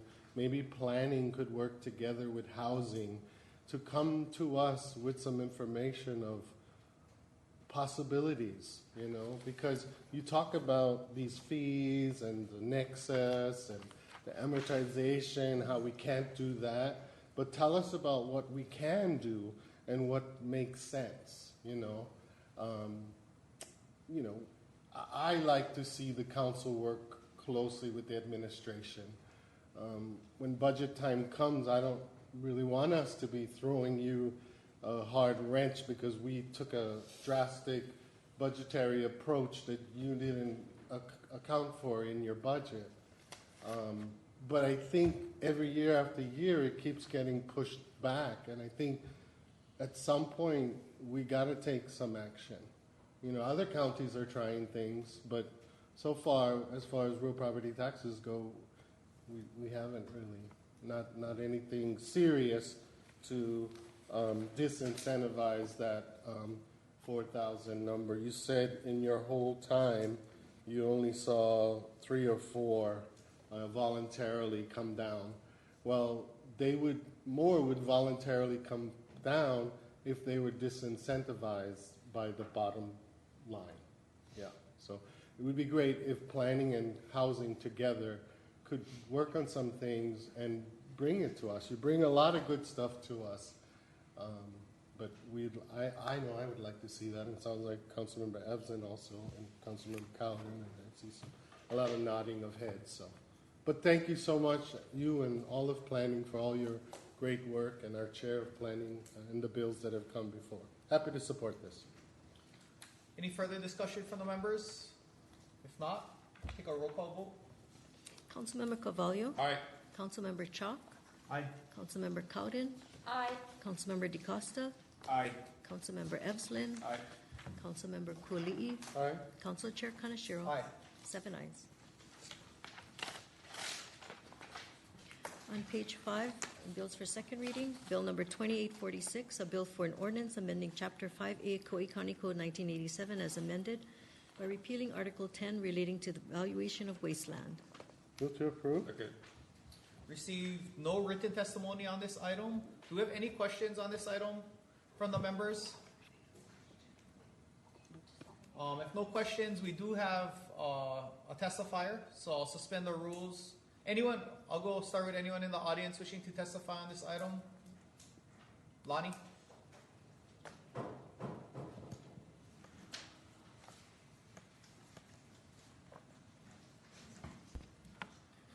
For the record, my name's Lonnie Sykos. For clarity, I moved here from Maui about 15 years ago, and on Maui, I farmed either as my primary source of income or a side income for about 12 years. I'm fully supportive of eliminating these exemptions in that they come from a period of time that we're no longer in, and they're inappropriate in how you're structuring real property tax. And so as part of this, because this ultimately affects property taxes, the county council in the United States, you're one of 1,200 local government entities, and the power that you have is the power of the purse string. And so if the administration does things that you don't approve of, you either pay to do what you don't want, or you take the money away from them. And so this sets up the dynamic that is necessary for our government to function properly, which is you're not supposed to be hand in hand with each other and the administration. You are supposed to be having a robust conversation which demands disagreement over both the detail and perhaps the big picture of what we're trying to accomplish. I want to accomplish more housing, and I want to accomplish the growth of agriculture. But my view in all this is utterly different than yours, because I have a background in it and most of you don't.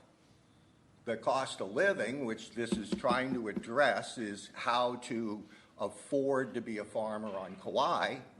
The cost of living is so high because for every 1,000 containers that come to Kauai, like 995 go out empty.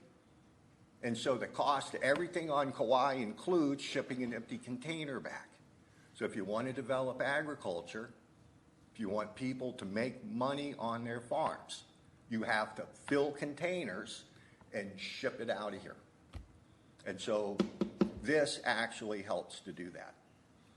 My time's up. Thank you very much. Thank you. Clarifying question, Councilmember DeCosta? Clarifying question. I do.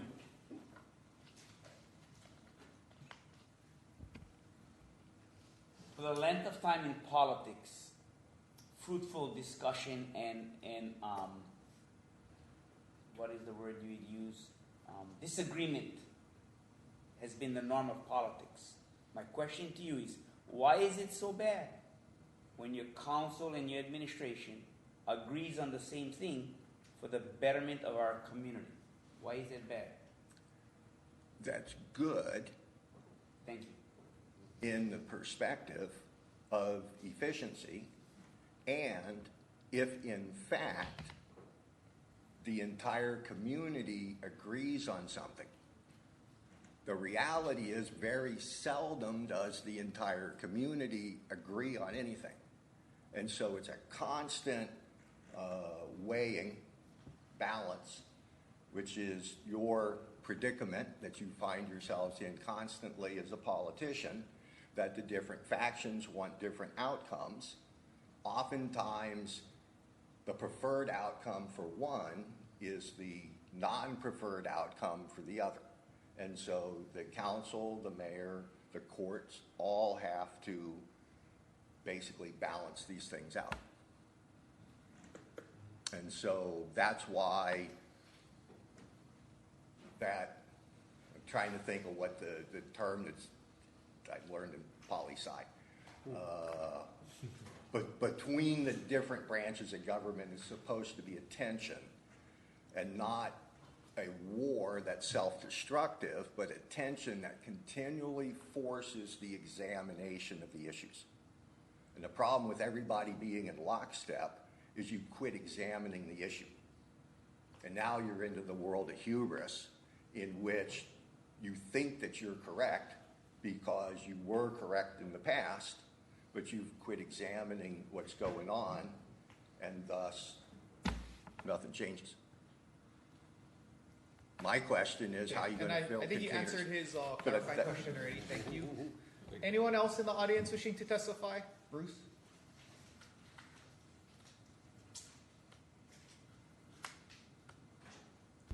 For the record, Bruce Hart. Since I first began attending this council now 8 years ago, I've encouraged unity among council members and among the other branches of our government. That's where the focus is. Let's love each other. Let's try and work together.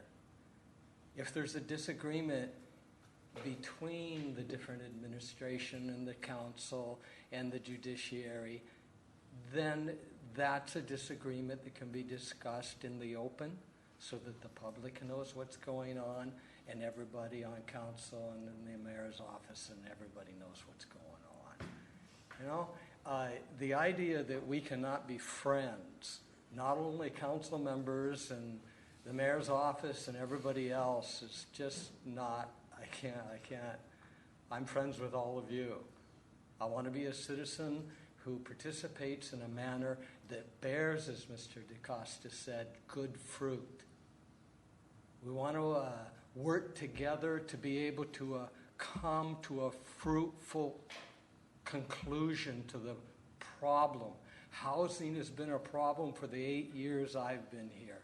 Let's work together to solve it. Let's come up with some kind of solution that works.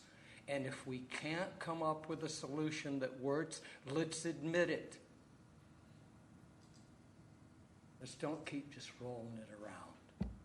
Okay, thank you. Anyone else in the audience wishing to testify? Seeing none, I know we have someone signed up virtually. Monica Trask?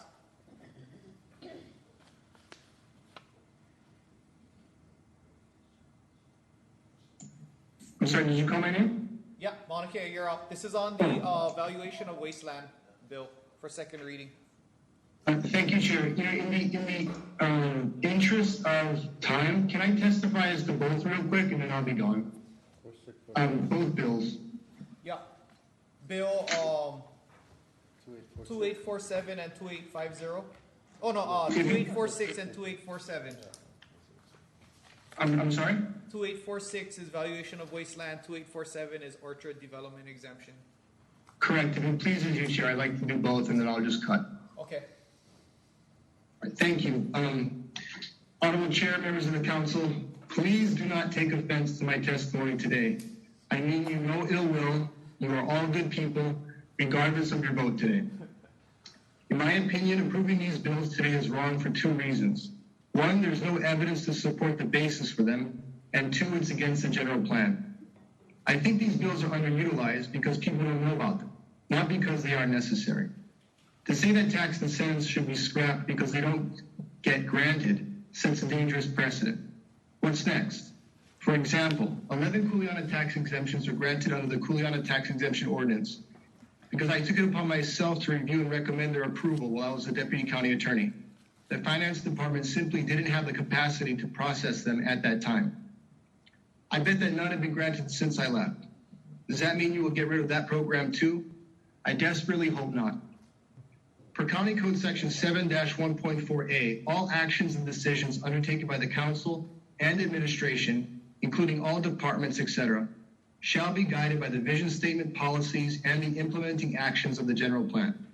It is inarguable that voting against tax incentives that support agriculture is against the general plan. It is also true that you can vote today in violation of the general plan, and you will not be fined or imprisoned. But I think it could result in the unfortunate messaging that you are above the law. See, anyone who wants a Class 4 zoning permit, use permit, SMA permit, or subdivision permit, amongst others, and anyone who wants to redistrict their property must show consistency with the general plan. But an affirmative vote today sends the message that the county doesn't have to, and that's a double standard. The last general plan was in 2000. The current managing director as planning director facilitated and guided the creation of the general plan, which won an award for the best general plan in the country in 2018. Council members Chalk, Kaneshiro, and Kawakami voted for the plan, and Mayor Carvalho signed it into law. And although they didn't take official action, Councilmember Cooley is seen attentively participating in its creation on page 49, as is Councilmember Eslin on page 31, with his infant child in a baby Bjorn carrier. General plans are supposed to be reviewed every 10 years. It took 18 years for the county to get the People's Manao and update the old one. Why violate it in 4 years? This is not a scolding. This is a warning. I want to see you all again next year. I sincerely appreciate Councilmember DaCosta's effort here, even if I disagree with him. You are our elected officials, and I appreciate and respect your public service. I know more than most how hard your jobs are. I just ask today that you do what's right from the policy perspective. Either vote against these bills or simply table them until you have the new ag dedication ordinance in hand. There is no rush. Take your time so that you can ensure that critical agricultural incentives are not only present in the new ag dedication bill, but that they are improved. Mahalo nui loa. Have a great day. Okay, thank you. We have a clarifying question? No. Councilmember DaCosta, clarifying question? Yes, Council Chair. Clarifying question. Hello, Mauna Kea. For the record, I'm your personal friend, and I highly respect you, and I thank you for acknowledging that. Thank you for showing up your face now. But Mauna Kea, I need to ask you, please give me your definition of our general plan, and is it a law? Because you use the word violation, and I told you this in person, that that word makes a lot of our constituents out there who don't know about the logistics of the lawyer jargon. They get nervous. So please clarify, what is your definition of the general plan? Is it a law? No. Yes, definitely. So is it a guidance? I believe the general plan is a law. It is Chapter 7 of the Kauai County Code, entitled the General Plan for the County of Kauai. And it's, it's provided for in state law. But it is a plan.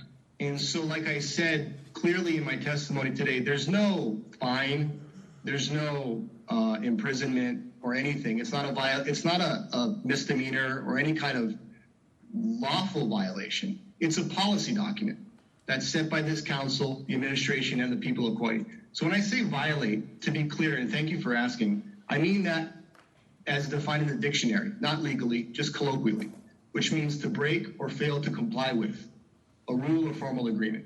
So I think that voting for this is against the clear policy in the general plan, which would thus violate it. But it's not a legal violation. You're not going to get arrested or ticketed. Thank you for the clarification, Mauna Kea. I'm not the smartest party, but I think I would never introduce this bill if I knew I was going to break a law. Just letting you know that. Mauna Kea, one more question I'd like to ask you. The orchard bill and the wasteland bill, do you know what landowners have used that in the past? Let me say first, I don't think you're unintelligent. I think that's very humble of you, but I don't agree. As my understanding is that, per the draft ordinance, no one uses the orchard. Yeah, I'm asking you, Mauna Kea, on the wasteland. Do you know any landowner that used the wasteland ordinance bill since it was introduced? Do you know? I'm sorry, can you repeat that? It was cut off. I said, do you know of any landowners who use the wasteland ordinance? I don't, but again, as I said previously, I don't think that's my kuleana. I think that's the responsibility per council rule of either the committee chair or the introducer of the bill. But at the same time, it could go both ways. I mean, if no one's using it, why get rid of it? And it will raise taxes. Inflation right now being crazy. I mean, if you can't put land to good use, what's the justification to tax it? That's the whole, theory behind land tax. Be industrious. This goes back to the Hawaiian Kingdom. It's industrious use of land. So if you can't use the land, why take money from people? I'm generally against raising taxes. I have a clarifying question, Chair, if I may. I'm trying to follow along with you right now, Mauna Kea, because to me, my constituents told me that your testimony was the most viable. You're a smart man, and they're nervous when you testify. So when you talk about wasteland, and if somebody buy the land and can't use it, why should they pay taxes on it? So may I ask you, what about a landowner who buys a chunk of land, let's say 100 acres or 500 acres on the North Shore, and says that the land is too wet right now to plant anything or to grow anything. I want to leave it there for 10 years, 15 years, 5 years, which is the wasted land ordinance, and then I'll resume paying property taxes. Do you think that's fair? Do you think that we should let a large landowner on either side of the island sit on 5 years of paying no property taxes? When I gotta pay property taxes on my residential, I know you in Kaikena pay property taxes on your residential. They don't give us a little break because we have bills. So tell me, what do you think? Well, thank you for the question. 2 points. So under 5A 10.1A, wasteland means land which is classified as such by the director. So the finance director has the ability to define that in any way possible. So I don't think that it can be whatever the director wants. And if there's a concern as to what it is, well, then the director should define it as such. And secondly, I don't think it's relevant who the taxpayer is. And what I mean by that is that the law should be applied equally to everybody. Male, female, whatever gender, race, ethnicity, age, and wealth. Because if you don't do it that way, it becomes arbitrary. And, you got a lot of leeway with taxes. It's rational basis. I'm not saying that, this is illegal in that regard. But it should be fair, shouldn't it? I mean, it should apply equally, irrespective of anything. And the finance department has the ability to further scope this in rule. And that's where I think it should be done. And that's just my opinion. I want to ask one more clarifying question. Let's make it a clarifying question to his testimony, please. Because I think it's kind of extending his testimony a lot. Well, hang on. My chair telling me or you telling me? Which one? My chair talking to me or you? Yeah. So This guy provided the most influential testimony that got the bill deferred twice, and he's up here again. And I just want to clarify question, asking who is he representing? Why does he want these bills not to be abolished? And the last question I want to ask Mauna Kea is, do you know who used the Orchard bill since it was introduced back in 1996? Do you know who used the Orchard bill? No. Okay. So for the record, you're testifying against us doing away with these Wasteland and Orchard bills, yet you don't even know who used it or who didn't use it, correct? Well, yes. Yeah. I'm done. Thank you, Chair. Okay. Any other people testifying virtually? If not, thank you. I'll call this meeting back to order. Any questions from the members while the rules are still suspended? I have a question, maybe for Mike or Kaina, I guess, regarding the general plan. Oh, Lonnie, you want another 3 minutes? Let me suspend the rules. Lonnie, you can come up and use your second 3 minutes, and then we'll get to a questioning.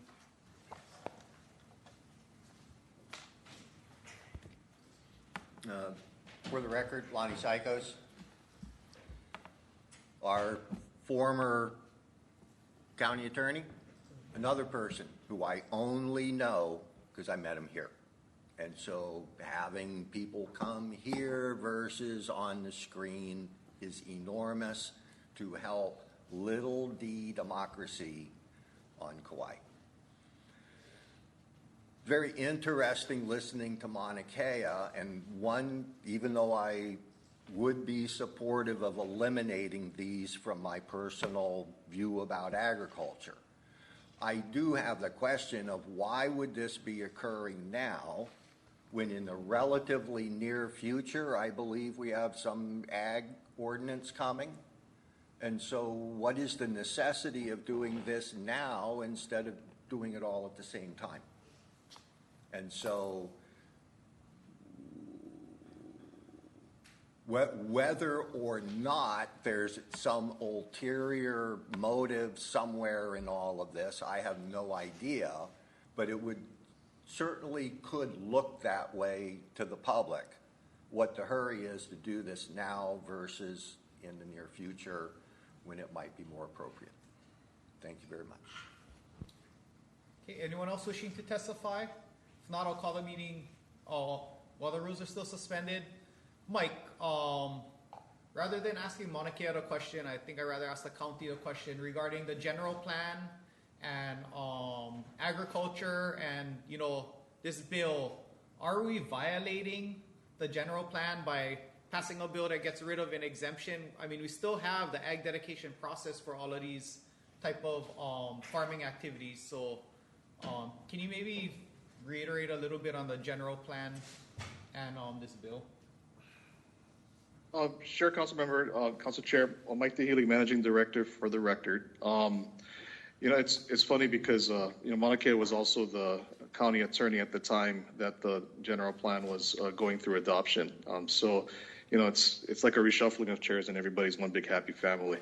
But I did want to make one comment regarding the actual, you know, adoption process during the general plan. And there was a number of questions I know from council members around the table at the time as to whether the plan was considered regulatory upon adoption, or would there need to be ordinances that had to ultimately implement what was proposed as ideas in the plan. The general plan is meant to be an aspirational document. It's not regulatory, but it's meant as a guide, and the council as a lawmaking body is still empowered to interpret what different statements within the plan actually translate to as black and white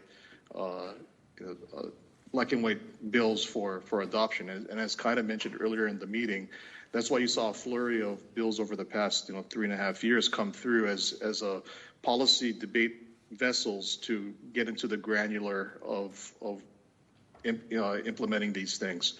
When you look at policy number 11, which is relating to, having ag lands be productive, that's up for interpretation as how the council wishes to see that. And if there's a view that all ag land is valued to be for agriculture and not classified by taxation, some lands as just having no utility whatsoever, I could see that as a debate. And so the plan is not meant to be black and white as a regulatory vessel, but to guide and direct along with the 4 goals and the 19 policies, a general North Star, but it is not specifically the North Star.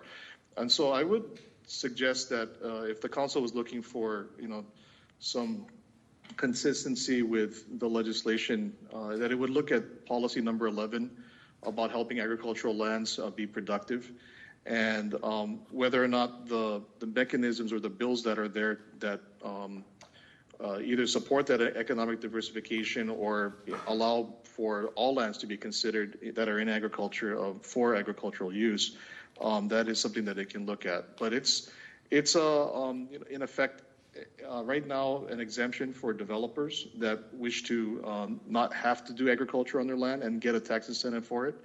And I think that's why the proposal incrementally has come up. There is an idea that we would love to have everything in an omnibus manner where we can look at all different parts, and we want one thing to come before the other. But it has been our attempt at modernizing our codes to look at things on a detailed basis, and that's why you see the items proposed by Councilmember DaCosta with cooperation with our finance director to look at these things individually as to not leave anybody behind. So we think that this proposal still has merit to be consistent with the general plan.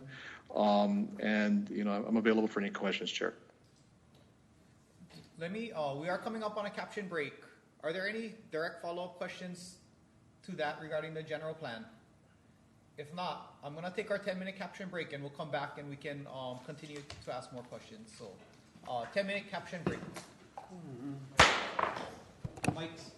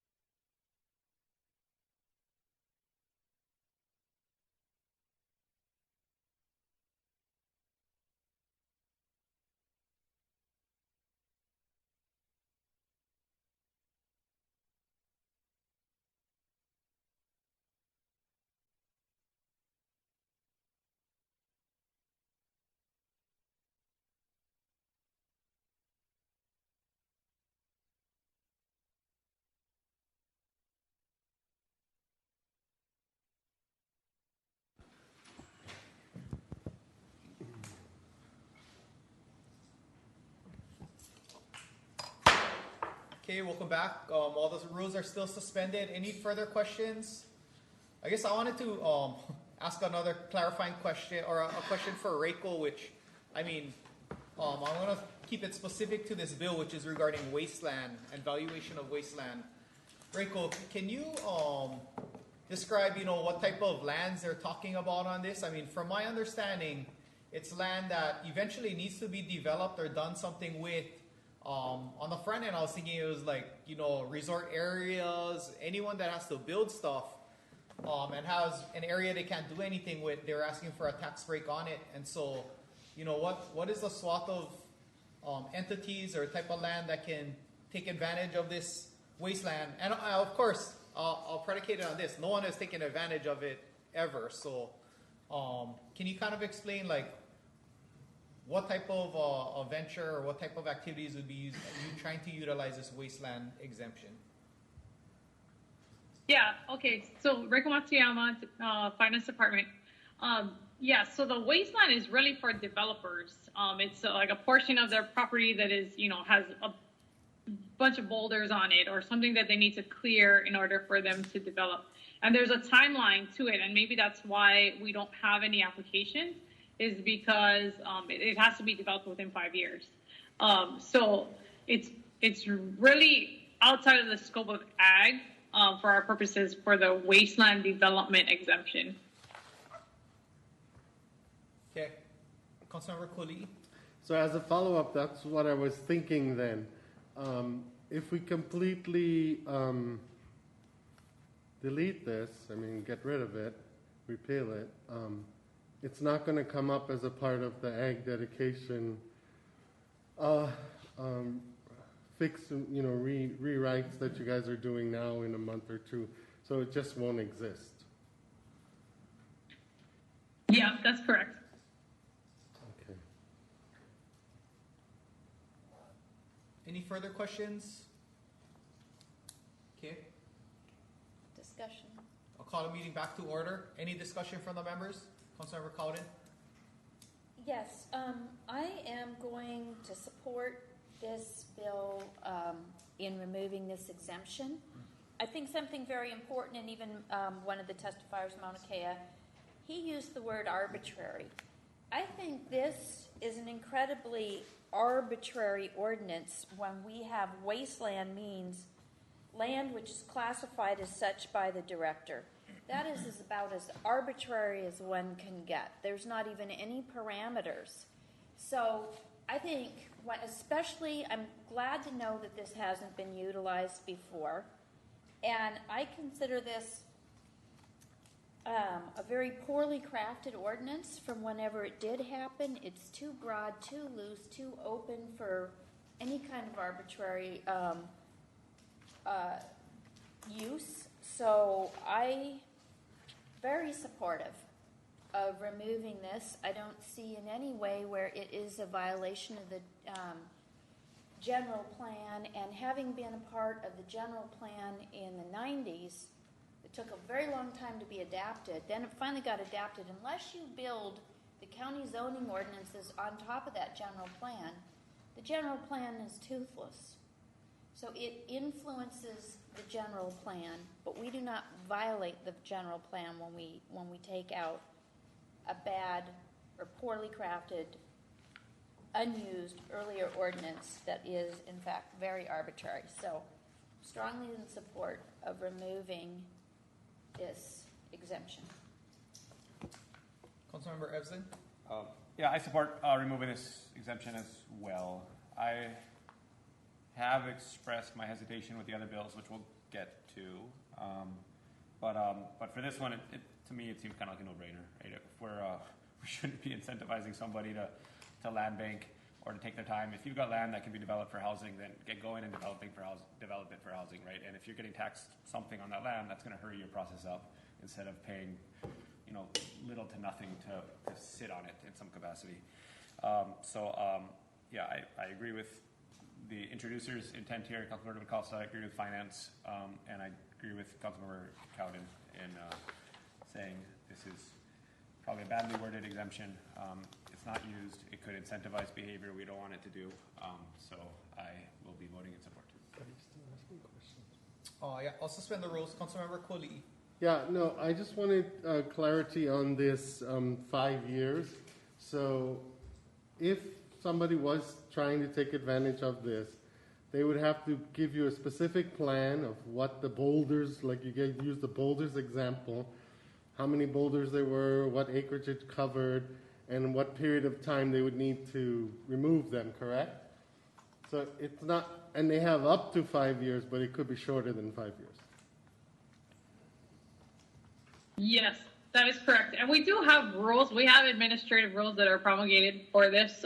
So we do have a basis of criteria for approving. But yeah, to answer your question, Councilmember Pulley, yeah, they have to submit the intent, the manner in which it will be developed, and all that good stuff for basically providing us evidence that they're going to commit to developing within the 5-year period. And then a last thing for clarity. When you hear the statement about landowners taking advantage, trying to avoid taxes, the real property, you would not allow that to happen because there's procedures in place, and you would only grant this to a legitimate application, correct? And then you would hold them to the plan, and if they didn't follow the plan, you would revoke their exemption, right? That is the intent, yes. Yeah. When you say that is the intent, are you alluding to that it's difficult to do? I mean, for this one, I can't really speak to it because we haven't had it for so long. Right. But yeah, for the others, there is continuous monitoring that has to happen. Okay, thank you. Any further questions before I call the meeting back to order? If not, I'll call the meeting back to order. Any final discussion from the members? Council Vice Chair Chalk. Thank you. I'll be supporting this bill as well. I think inherently, as it currently is written, goes against our philosophy of valuing land in Hawaii. I think it also, whether it be the need for cleanup or regeneration or identifying what's unfarmable, there's obscurity in the way it was formed, and allows for that land to actually not get the attention it needs to be productive and healthy. So for those reasons, I'm in full support. Anyone else? Yeah, for me, I'm in full support of eliminating this exemption. I mean, if you look at it, this is a 5-year tax exemption for a property owner that has 25 acres or more, and that is saying that they have wasteland. I'm just not in favor of that type of tax exemption, and I'm fine eliminating it. I don't think it's going to make a big difference in the whole grand scheme of things. It's definitely not a violation of the general plan, getting rid of this exemption, and I think it's the right thing to do. So that's the way I'm voting. Councilmember Carvalho. I too support the written document. I mean, I've heard everything. I understand the whole process, but based upon all the information that has been discussed, then I think this should move forward, and I support it. Anyone else? If not, we'll take Councilmember Kuli. I'm just going to say that I agreed with the testifier's point about you don't eliminate something just because nobody used it. And I think there could be a legitimate use for it. But I get that, it's potentially a administrative thing, and that you're, cleaning up your real property tax system and and it's very clear that it'll pass. So I will just support it with reservation. Anyone else? Not? Roll call vote. Councilmember Carvalho. Aye. Councilmember Chalk. Aye. Councilmember Cowden. Aye. Councilmember DeCosta. Aye. Councilmember Evslin. Aye. Councilmember Kuali'i. Aye with reservations. Council Chair Kaneshiro. Aye. 7 ayes. The next item is Bill number 2847, a bill for an ordinance amending Chapter 5A Kauai County Code 1987 as amended by repealing Section 5A-11.25 relating to orchard development exemption. We have a motion. Move to approve. Okay. Receive no written testimony. Any questions on this item before we take testimony? I'll suspend the rules. Council Vice Chair Chalk. Thank you. Hey, Rico, I think you mentioned this the last time in terms of the reasoning. We would like to address this prior to ag dedication amendments. But can you reiterate, you know, the reason? Yeah, sure. For both this tree farm and the orchard, we've been talking about it with Council Member DeCostas basically since he was elected. So, you know, it's been a discussion on the table for a long time.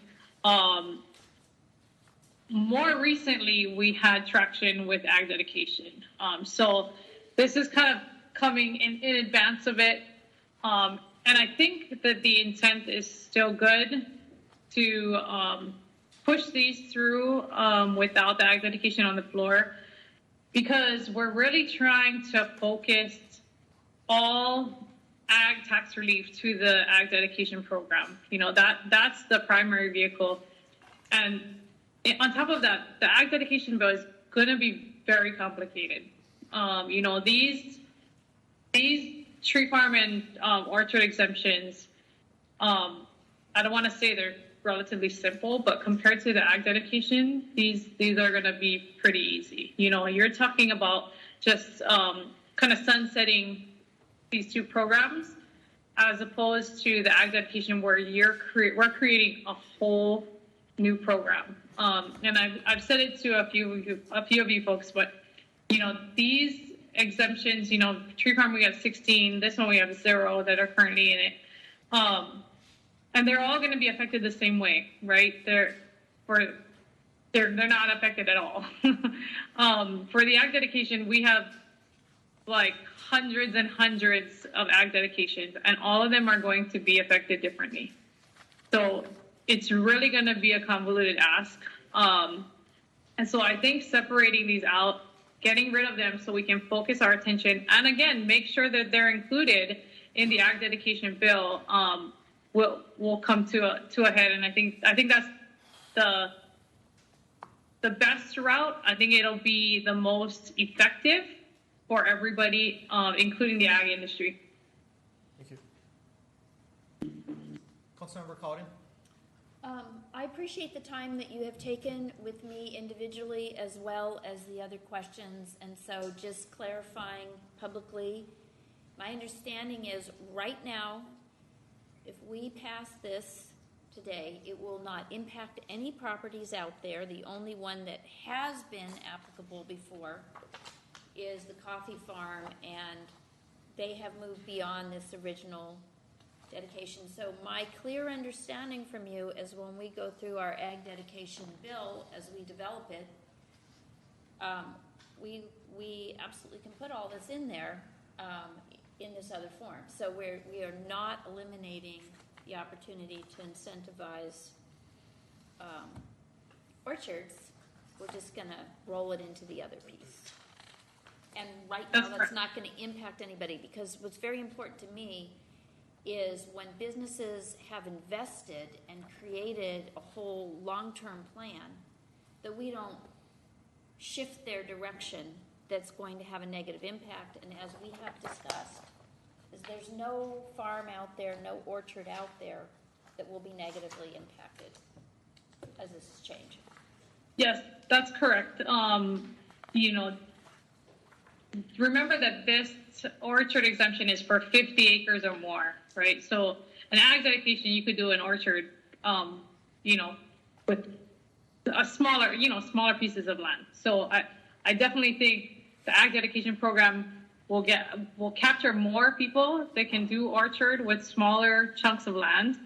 And they'll, you know, obviously they'll pay a little bit of tax, but they still are benefiting from the ag dedication program. Thank you. Any other questions from the members? Councilmember Kuli? Rico, I know that when I asked about the numbers for the tree farm, you gave me the example of what the tax would be with the tree farm exemption, what the tax would be with the ag dedication, and then what the tax would be without.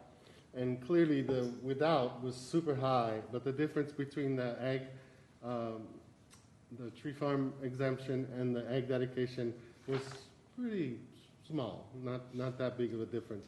Would you say that's the same situation if you were to create an example for the orchard as well? Yeah, it would be exactly the same if you're talking about the same amount of acreage, because the orchard and the tree farm would both have this diversified ag rate attached to it, and that's how I would determine the ag dedication value. Okay. Thank you. Any further questions? If not, while the rules are still suspended, I'll take testimony. Anyone in the public wishing to testify on this? Bruce?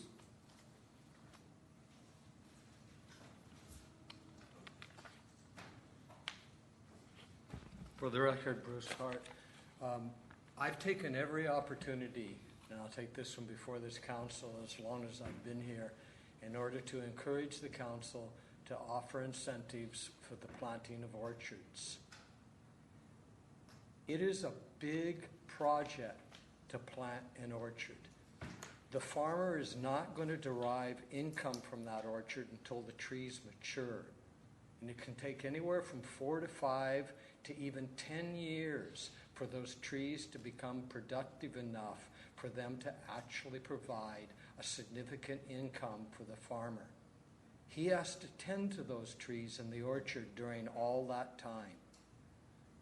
And so you're not, me personally, and the farmers that I've taught to, they're not going to plant trees and have to pay taxes, full taxes on that orchard while they're waiting for some kind of income. So please, most of you here know me, and I've spoken on this before. I do know that there'd be details that you have to work out. How small can it be? How large can it be? What kind of exemption? How much are you going to incentivize and all that? So I'm aware of that, but please do what you can. We can use more orchards. Thank you. Anyone else in the audience wishing to testify? Lonnie?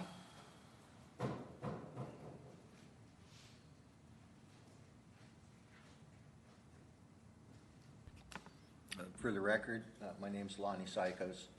This is actually a somewhat complicated issue in that this generic orchard could be anything from large bushes that would produce fruit within a year, like noni, or it could be something like the mahogany forest that I visited on the island of Ponape when I was a teenager that was planted by the Japanese in the 1920s and 30s with a 300-year wait for the beginning of hardwood, that the trees would not be actually ready for commercial harvest for 500 years.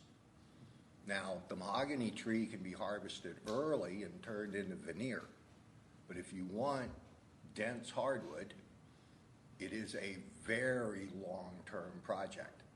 And so encouraging people to go into any type of tree production. Coconut tree, roughly 8 years before you begin to get nuts. Ulu tree, 5-6 years, maybe 8 years. Ulu tree, 30 years later, you can harvest a trunk for a canoe hull, like they did in the islands I grew up in. Milo, 30 years. From the time you take the seedling until the Milo becomes hardwood, roughly 30 years. And so even a 5-year dedication for trees is like, what are you thinking? Why 5 years? Why that set period? And so I really think this is all better getting rolled into the ag bill that's coming up, rather than like trying to take each variety of farming and create a little deal for each thing that's simply too complicated and everyone lacks the expertise. So I thank you, though, for trying to reduce the amount of paperwork that the county has to deal with along with everything else. So me, I would be in favor of eliminating this because it can be dealt with when you do the ag bill. Thank you. Okay. Thank you. Anyone on Zoom wishing to testify? We have none. Bruce, one more time. It's your second time. 3 minutes. For the record, Bruce Hart, just to clarify, I think this should be rolled over into the ag dedication bill also. So that I'm saying that this removal is not a problem. The other thing is you were discussing wasteland. For orchards, a lot of what's considered wasteland as far as agriculture, in other words, you couldn't plant ground crops like lettuce and those type of things. You can plant an orchard. And so it might utilize some of that wasteland. Thank you. Okay, I'll call the meeting back to order. Any final discussion from the members? Councilmember Cowden? Okay. I appreciate the testimony supporting, wanting to support our orcharding. And we have had rather robust conversation on the floor on this. Big piece is the size of the land. And because there is no orchard properties right now that will be impacted, that will have to shift their direction, what I have gained confidence in talking to real property tax, where we see a lot of increase in smaller properties, especially if somebody lives on the land, like I'm very much in support of diversified farming. And in the region of the island where I live, there's a lot of small diversified farms, which not only does ag dedication address, but even more importantly, if they live on the land, they can have a homestead tax rate. So that's where we get the diversified subsistence farming, which is what I feel the most compulsion to protect.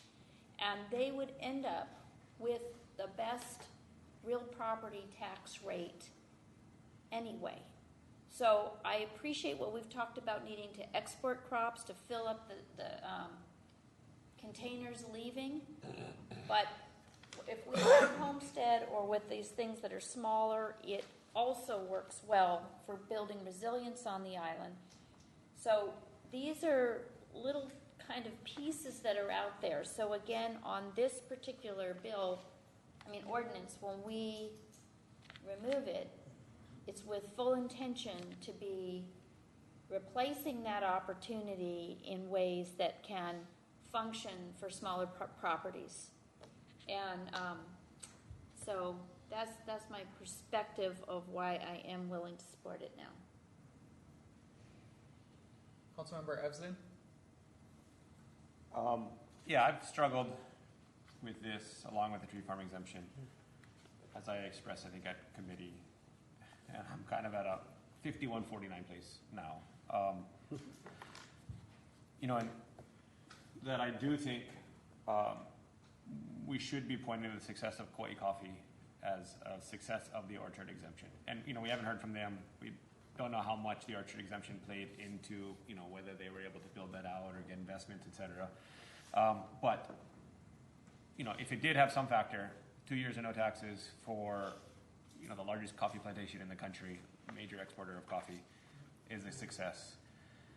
And if removal prevents future Kauai coffees from that success, that's my major holdup.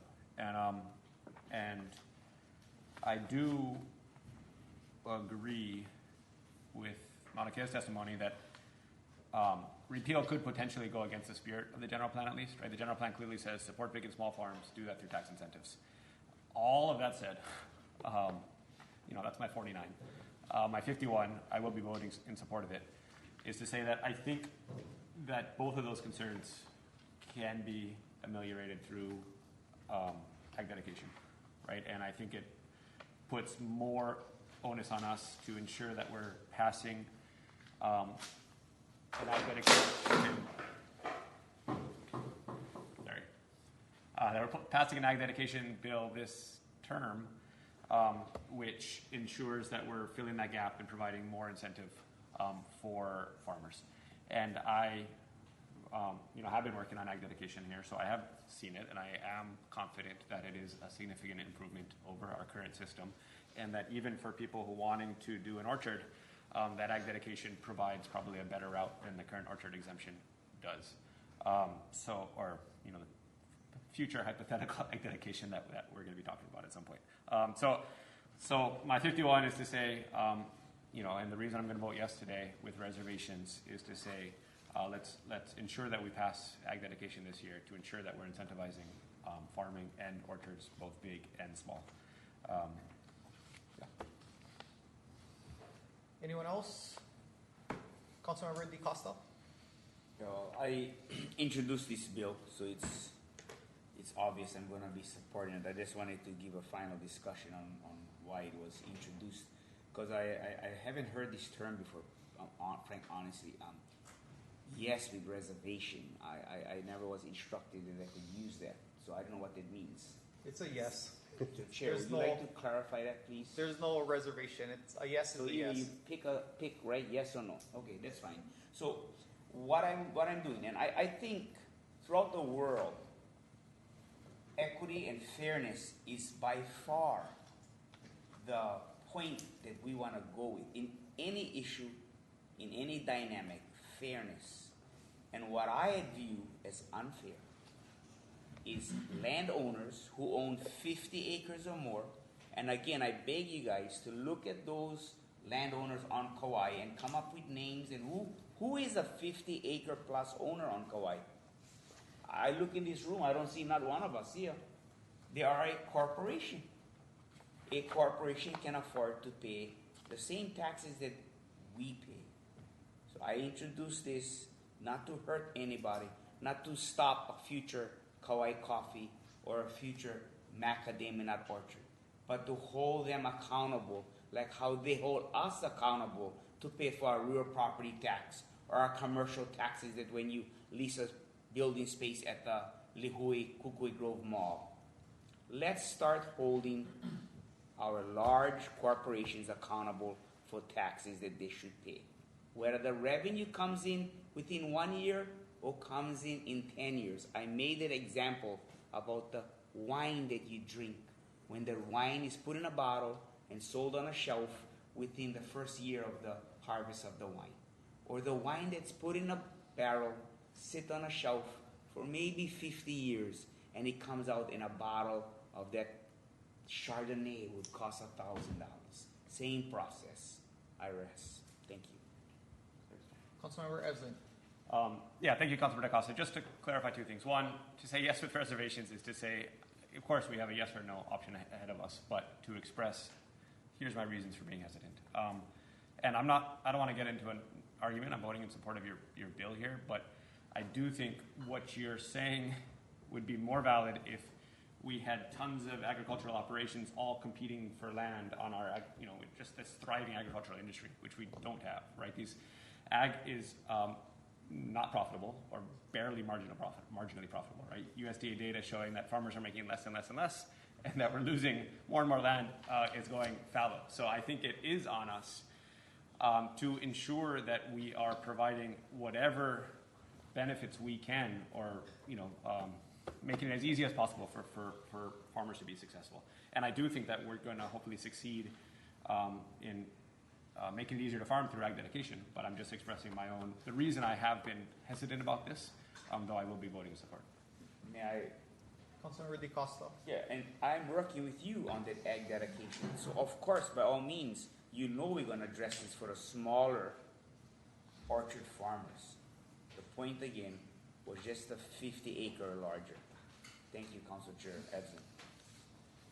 Councilmember Carvalho, and then Vice Chair. Yeah, I just wanted to say that I think overall, this in agriculture in general, this just balances everything out. Everybody has an opportunity. I keep saying that, and it's not getting rid of Kauai coffee, or it's providing opportunities for whether small, medium, or large. I think that's a big thing.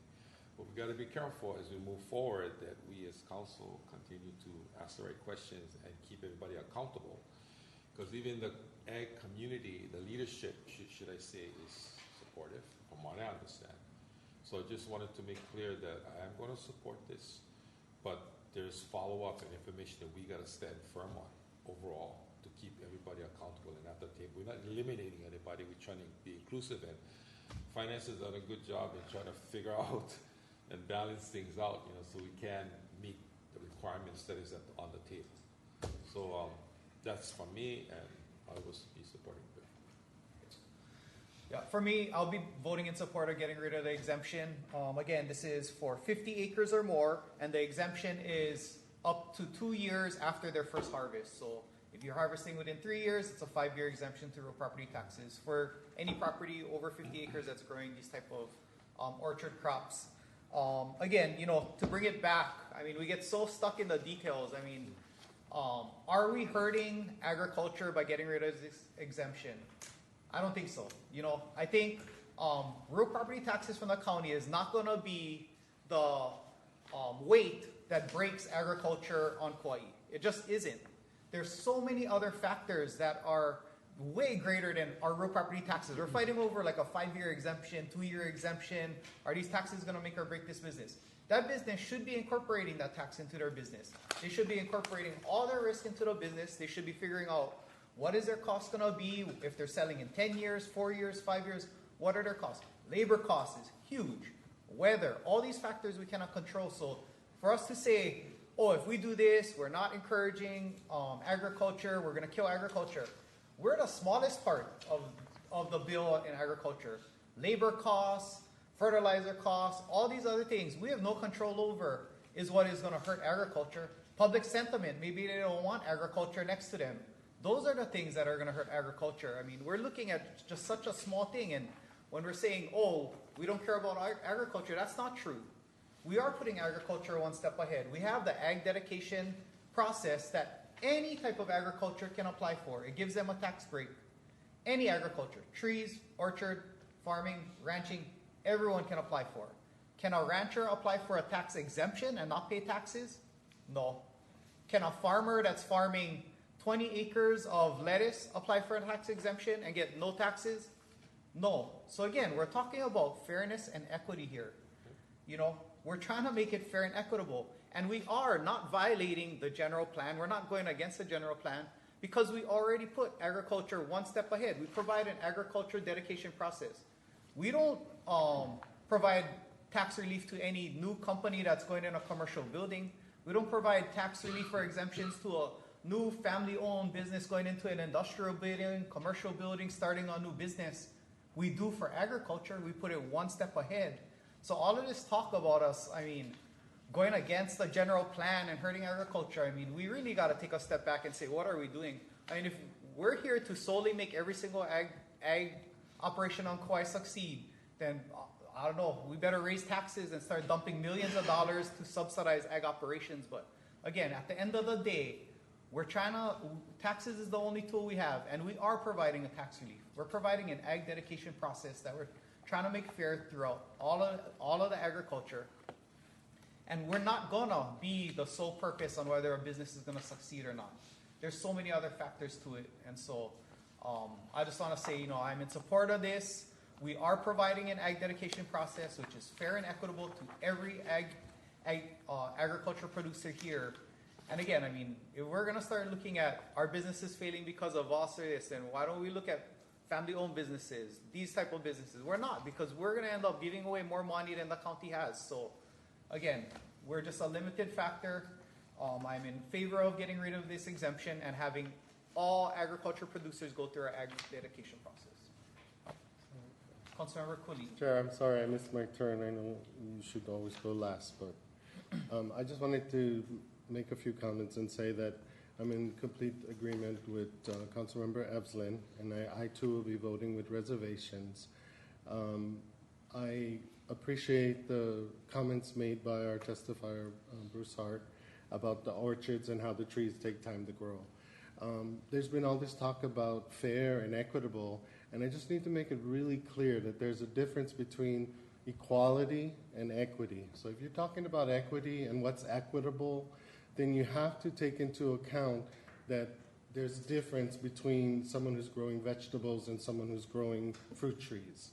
Just the fact that they would not be able to earn any kind of income until the trees mature means that if you're going to treat them equitably, you have to treat them differently than you treat the vegetable grower.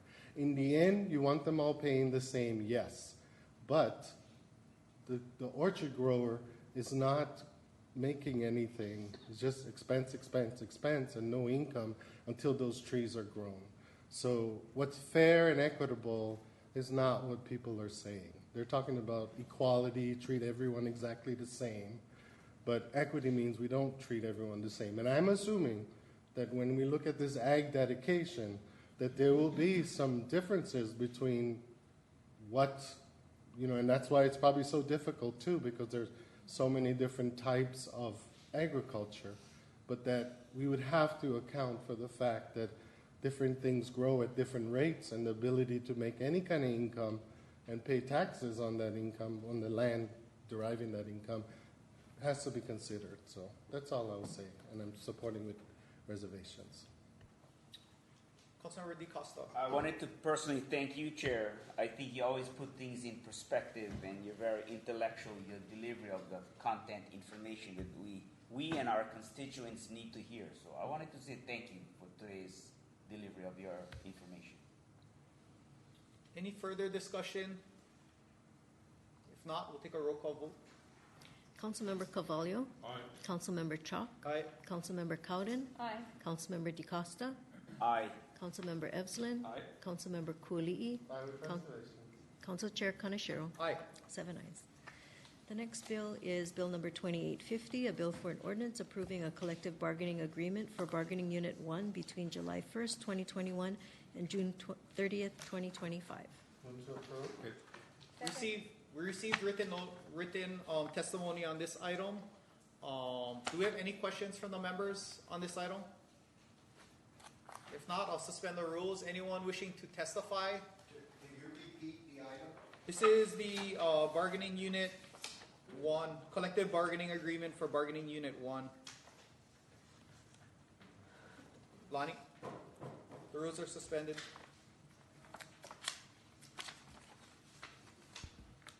For the record, Lonnie Psychos. Given the way it works in this state, you don't really have much choice here.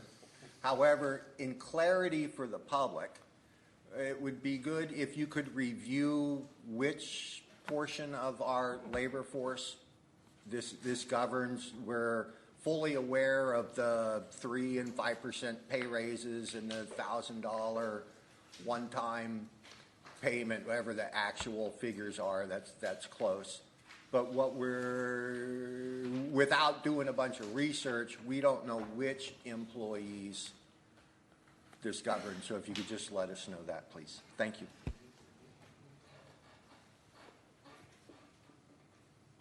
Any further testimony? Anyone wishing to testify on Zoom? If not, questions from the members? Councilmember Cowden, you had a question? I was just reacting and going to answer his question, so is it more appropriate for me to We can ask HR. I mean, okay. Yeah, So we'll ask I know our, who's testified and I know what they've written, but it might be better to just ask yes, HR. so can you just for the sake of the public explain which group are UPW workers and the general classification of the type of work that they do? Certainly. Annette, Human Resources Director. Good morning, Chair, Vice Chair, Council members. Yes, Bargaining Unit 1 is United Public Workers, otherwise known as UPW, and it represents in Bargaining Unit 1 blue collar workers. So a lot of our equipment operators, our groundskeepers, those kinds of positions are blue collar workers bargaining in at one. Thank you. Any further questions from the members? If not, I'll call this meeting back to order. Any discussion from the members? Councilmember Cowden. I will be supporting this. This is some of our hardest working people and typically not on the higher end of the pay scale. They're very much needed. And when I look at the general economic indicators, when we've had, inflation, we haven't gotten our April numbers yet, but March it was 8.1%. And when we see our gross domestic product nationally has gone down 1.4%. Our trends are towards difficulty. We are in a housing crisis. So,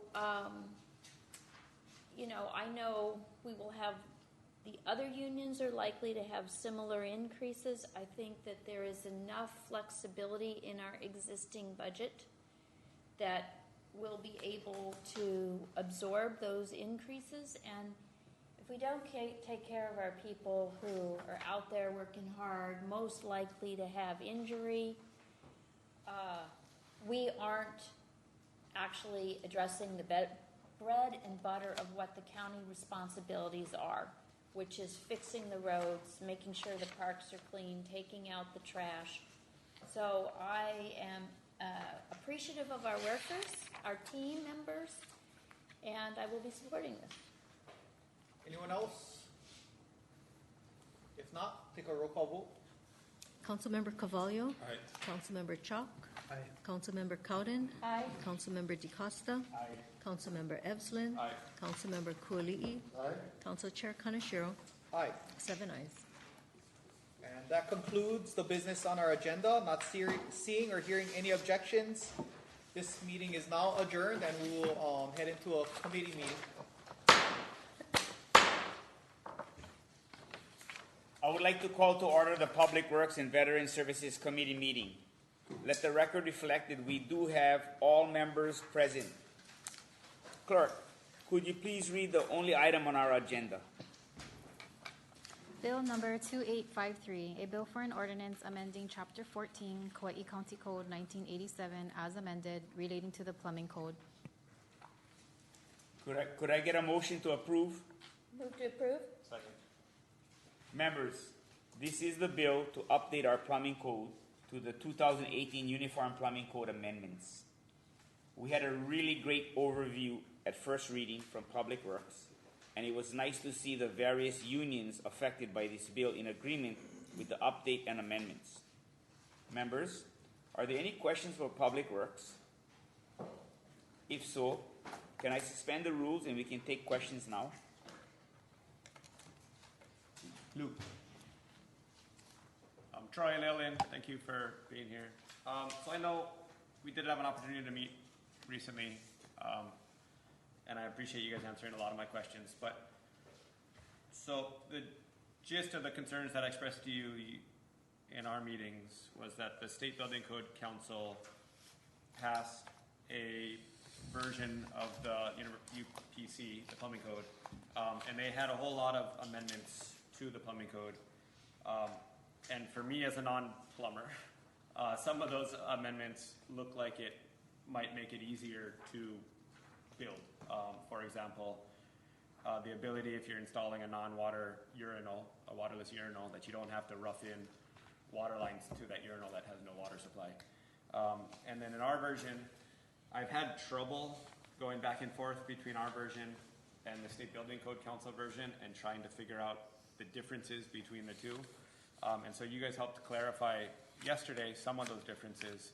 But if you could just run through again, maybe, a quick overview of the big differences between the version we have in front of us today and the version that the State Building Code Council passed, and why some of the things, like some of the valves and the, air admittance valve, et cetera, why some of these changes, and the non-water urinal, why some of these changes were not included in ours.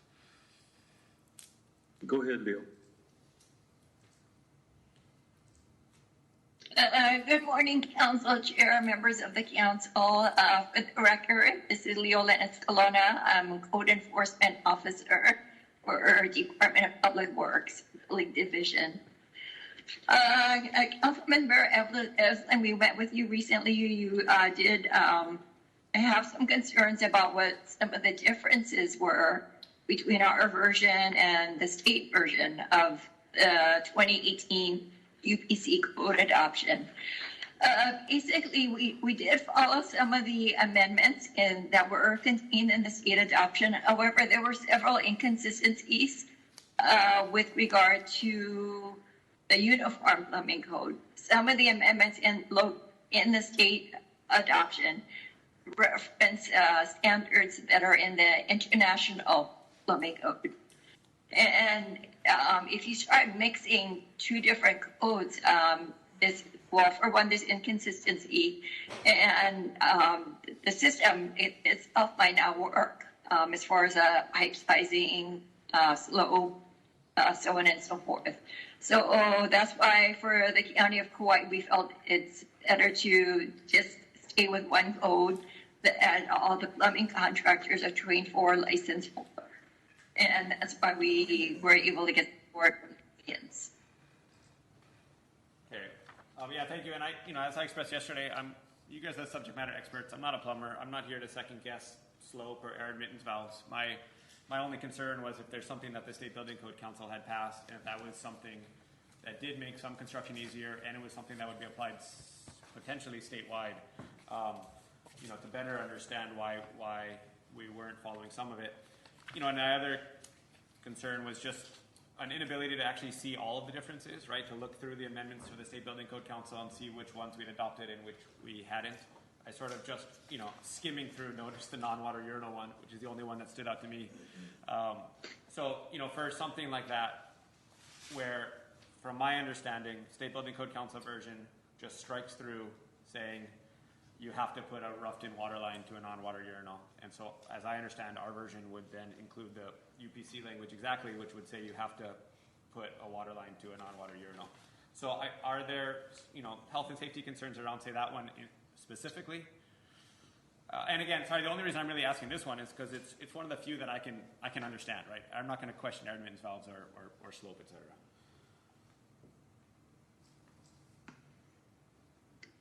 Troy, do you want to respond, or would you like me to respond? Yeah, I'll go ahead and address that one. So, Councilmember Evelyn, the purpose of Kauai County's amendment that puts back some provisions that are reflected in the international, the Uniform Plumbing Code, is based on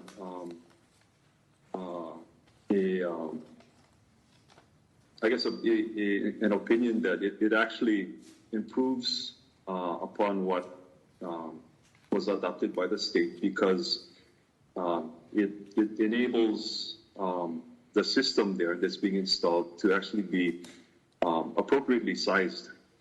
When you don't install the rough-ins to the individual urinals, but then there's a need to upsize or retrofit the system, you actually have to reevaluate the supply water lines coming in again. And it may, in fact, because normally these urinals appear in public or commercial type establishments, it'll typically require additional demand for these retrofits, and so you're going to have to resize things again. So, we feel that it's actually a betterment of what's being required.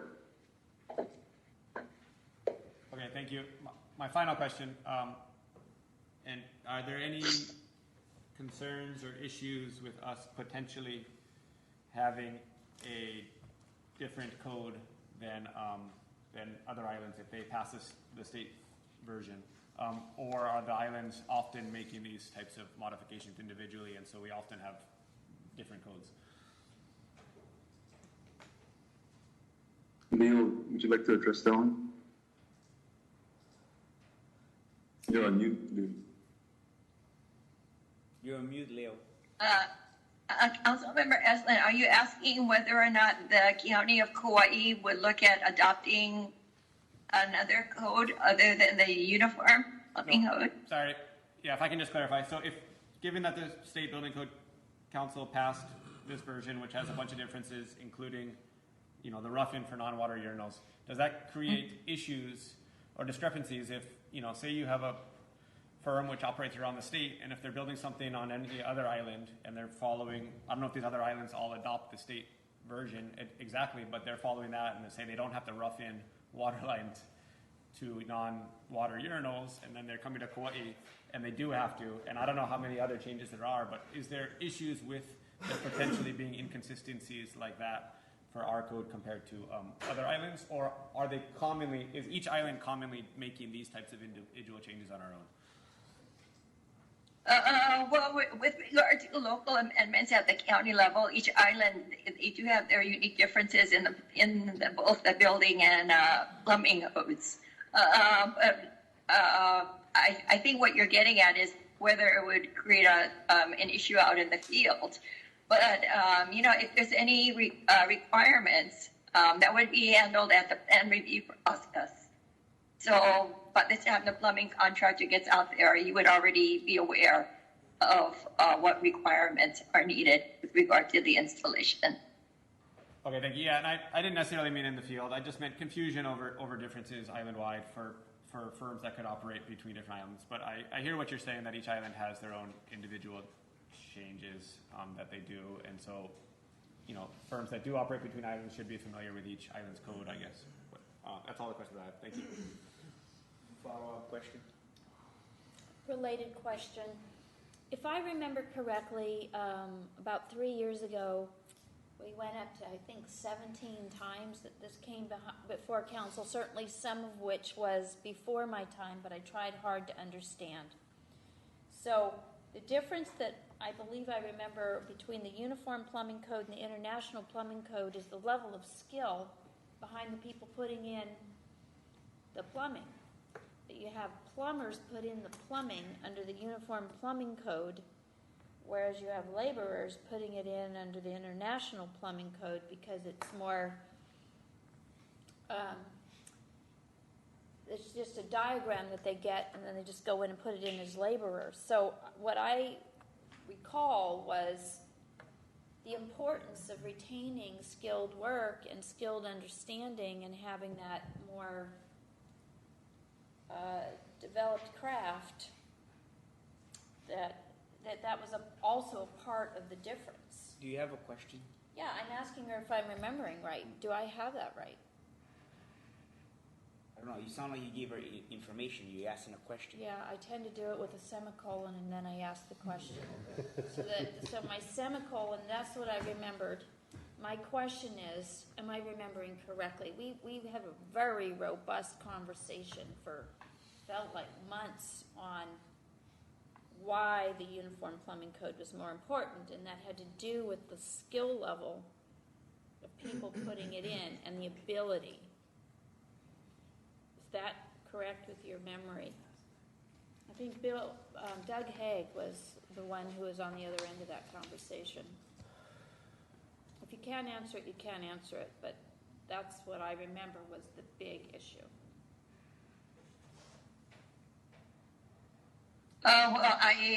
Council Member Cowden, I can't speak for whatever conversation that you had with my former boss, Doug Haig.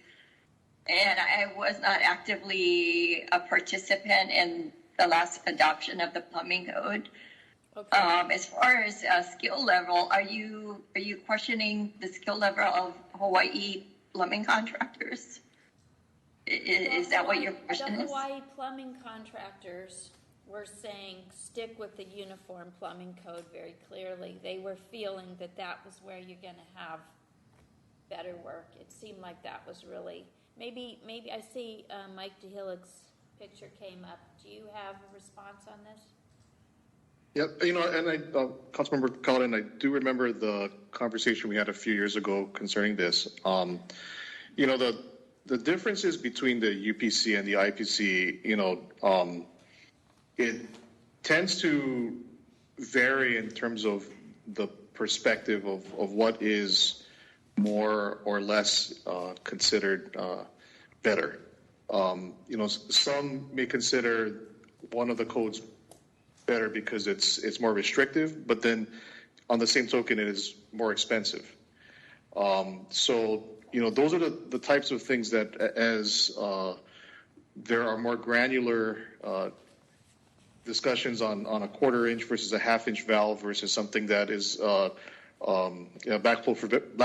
backflow preventer above ground or below ground or these types of things that ultimately, when you look at these thick code books that they have to look at, trying to remain and have these things intact as much as possible is what the perspective of the building division is, because you know, ultimately it boils down to consistency and safety of review. And if there are constant nuanced changes that are put into as local amendments in the code versus sticking with one set, it does provide for confusion. And so, you know, it is, I don't want to use Coke or Pepsi as an analogy, but, you know, there is, you know, certain reasons why people like Coke and there are some reasons why people like Pepsi.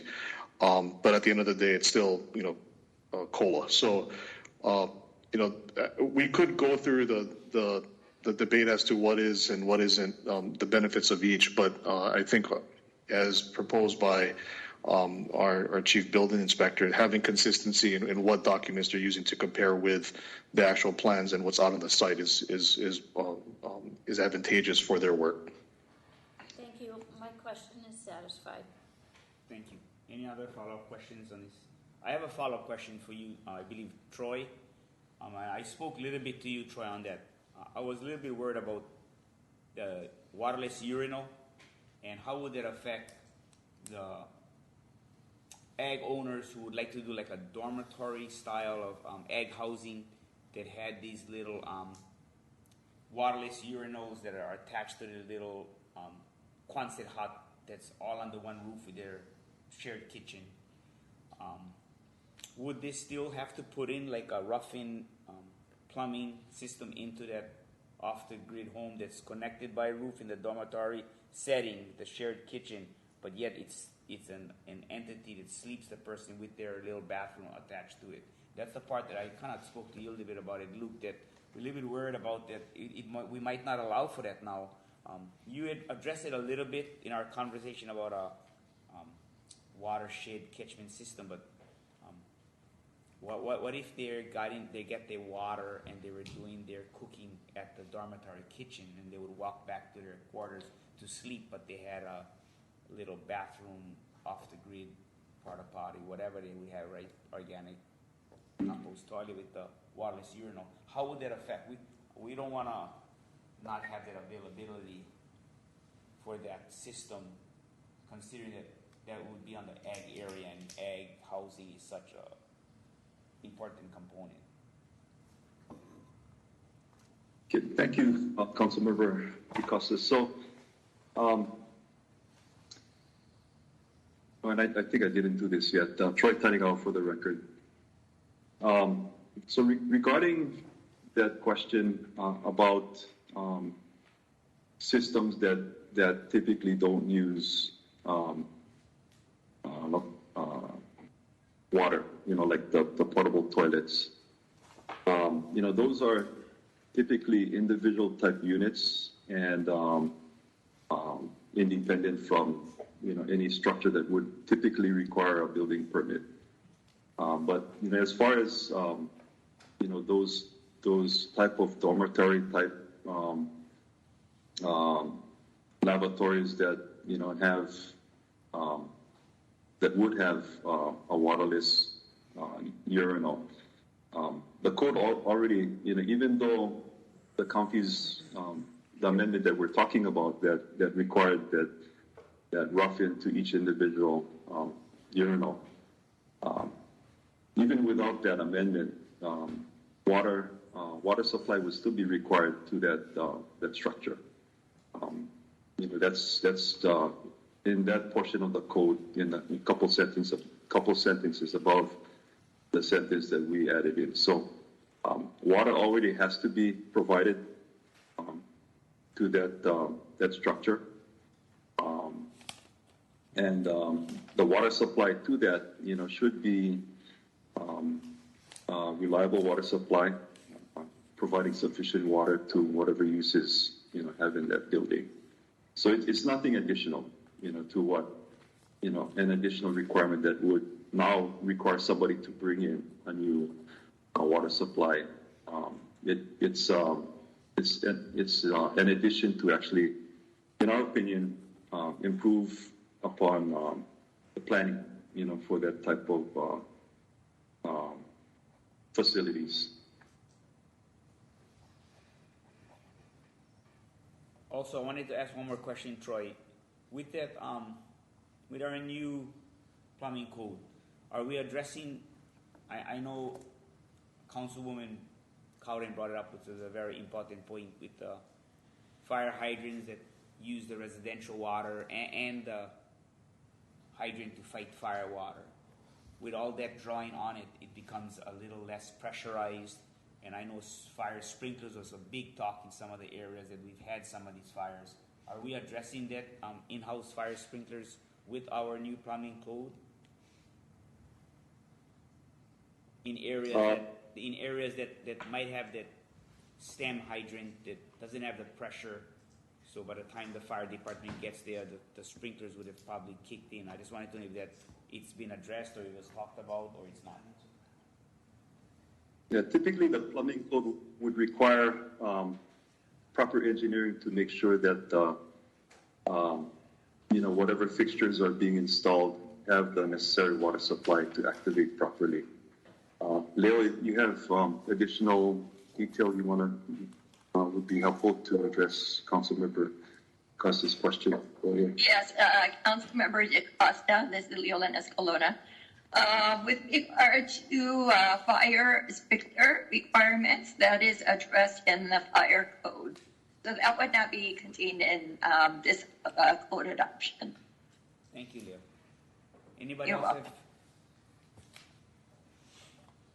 Members, are there any additional questions? If there are no further questions while the rules are suspended, is there anyone in the audience wishing to provide testimony?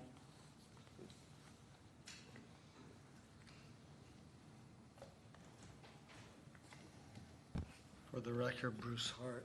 There is an aspect of international and the Uniform Plumbers Code.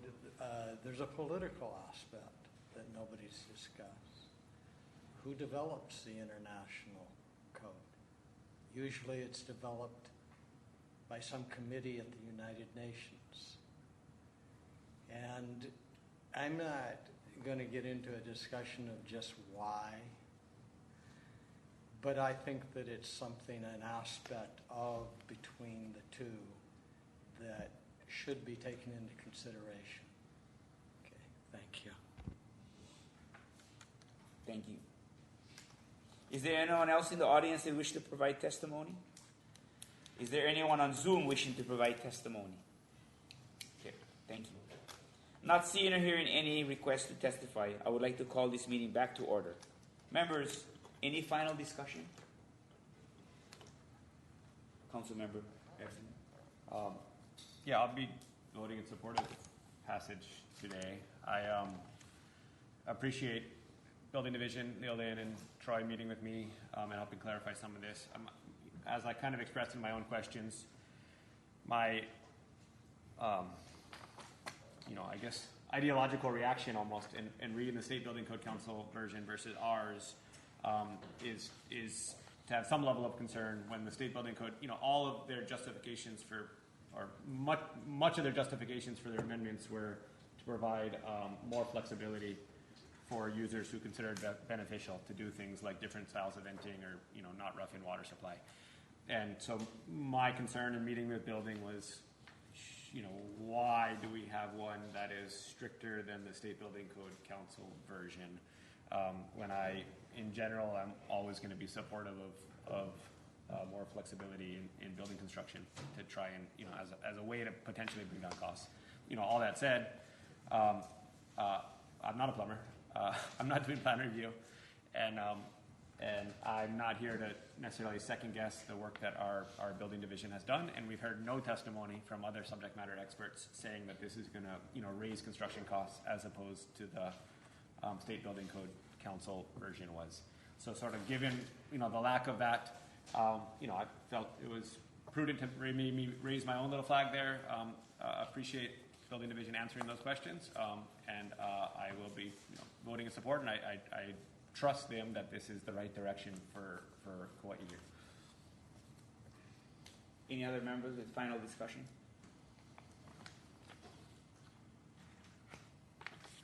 If not, could I get a roll call vote on the main motion? Councilmember Carvalho? Aye. Councilmember Chop? Aye. Councilmember Cowden? Aye. Councilmember Ebslin? Aye. Committee Chair DeCosta? Aye. 5 ayes, the motion passes.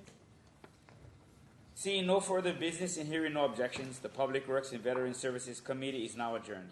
I'd like to call to order the Finance and Economic Development Committee meeting. Let the record reflect that all members are present. The first item on our agenda is the minutes of the April 20th, 2022 Finance and Economic Development Committee meeting. Move to approve. Second.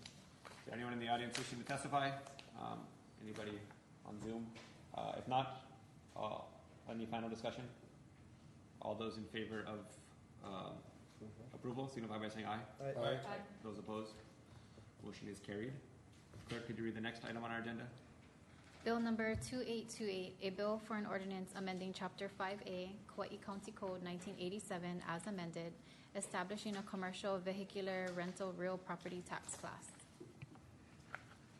We could for discussion purposes, a motion to approve. A motion to approve. I move to approve. Second. All right, this is the real property tax bill relating to commercial vehicle rental real property tax class. We deferred this months ago to see what was happening at the state legislature in regards to this. I believe a bill has passed at the ledge, though is potentially awaiting the governor's signature, so I'm hoping we can hand it over to DeHealy here, who can explain where that's at, and then possibly entertain a deferral if we need to. Again, good afternoon, almost good afternoon, council members. Mike DeHealy, Managing Director. As has been the conversation over the past few months, as this bill has been deferred time and time again, part of our request going back to early January was that the council hold the bill until we see where measures that we had introduced with support of the rental car community and our other stakeholders to make some adjustments to the vehicle registration law. We're going to go, and fortunately the bill actually, and this is a House Bill 1688 Conference Draft 1, has actually made it through the full legislature with only 2 members of the House voting no on the measure. And what this does is it brings parity to the rental car statute, the vehicle registration statute, by removing the exemptions that have been given for rental cars to not pay for certain beautification and derelict vehicle fees, and now treats all these vehicles the same. What it also does is that it provides for the counties to use revenues from this to be able to use it for tourism-related traffic mitigation.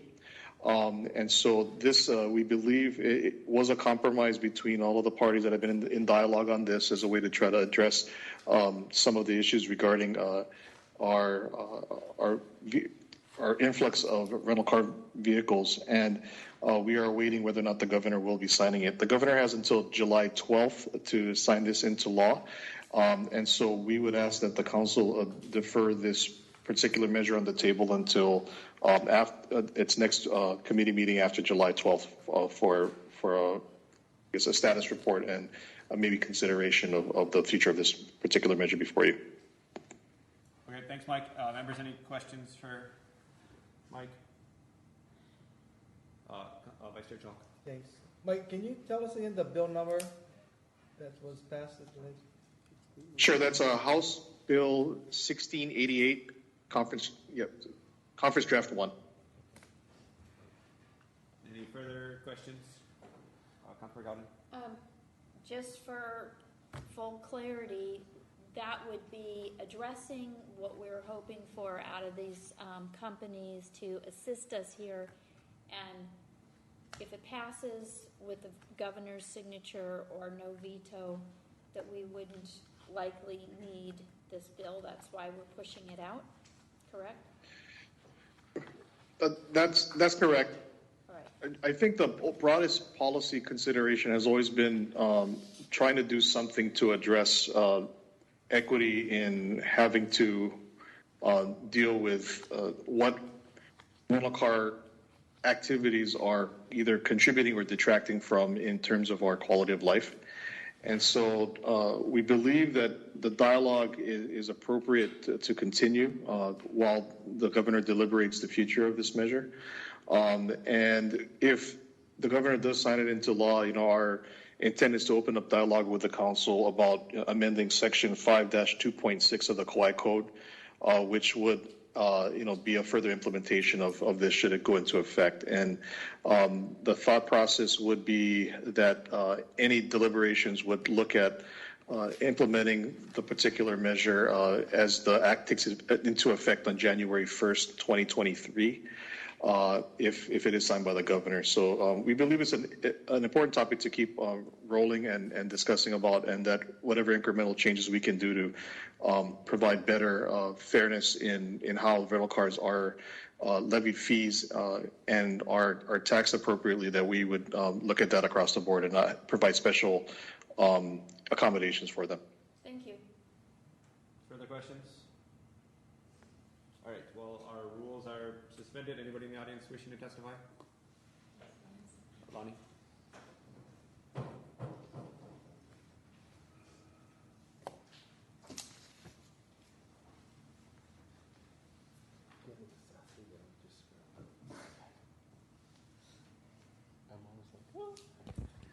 For the record, my name's Lonnie Psychos. I got to say that I am utterly confused as to why this bill is here. And so my question is this a policy intent simply to increase your tax revenues by increasing tax revenues on rental cars? Or, as you allude to but never actually address, are you attempting to reduce the number of rental cars on the island? Right? And this is, Mr. Chair, I'm asking you, Mr. Chair, because I can't address any of the other people, right? Or if you're the chair, right? And so that's my actual question is, why are you trying to do this? Is it to reduce the number of rental cars or simply to get more tax revenue? And so if it's the latter, if it's to reduce the number of rental cars, what is the mechanism created that's going to track what the effect is? And so you do have the authority to raise property taxes and some user fees.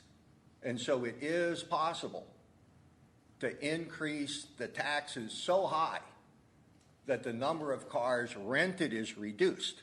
But I would point out that the newspaper informs us recently that we are at 80% hotel capacity compared to pre-pandemic, but that hotel rates are up like 80%. And so if you quadruple the price of a rent-a-car, and I'm asking you this as an actual question, if you quadruple the price of a rent-a-car through taxation, how many fewer rentals will that result in? And me as a member of the public, I'm telling you zero. That if somebody is willing to pay a $250 increase in the price of their hotel room over the last 2 years, why aren't they going to pay another $50 for a car? It's chump change, literally chump change.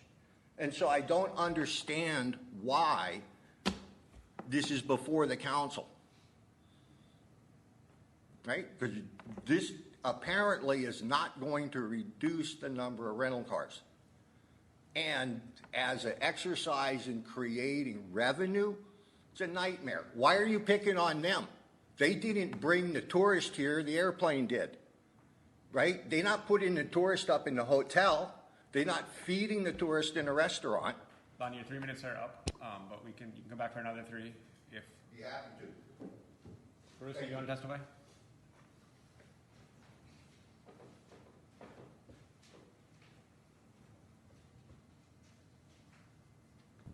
For the director, Bruce Hart. It's interesting, the aspect of what's happened to the rental car industry on Kauai or throughout Hawaii. I have 2 friends who are making a lot of money. It's a new small business, and it's not limited. There are a lot of people of low income that have figured out they can make some more income this way. And so if I look at it from an aspect of what Mr. Psychos was talking about, and I see it as beneficial in the sense that people are making money and small business is growing. If you see it from a perspective of there are more rental cars on the road and we as a county have to repair the roads, and so you see, I'm just pointing out there are several aspects to this. So it's not just as simple as it might seem to some people. The county has to support our visitors in the sense of infrastructure. But are we really into reducing the number of rental cars or putting more pressure on small business? So I want you all to think about it, and just think about it. Thank you. Lonnie, do you want to take an additional 3 minutes?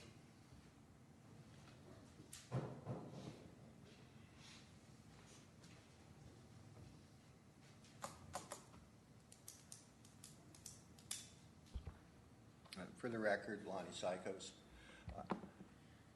To all the council members, I appreciate everything that you do to try and increase the quality of life on Kauai.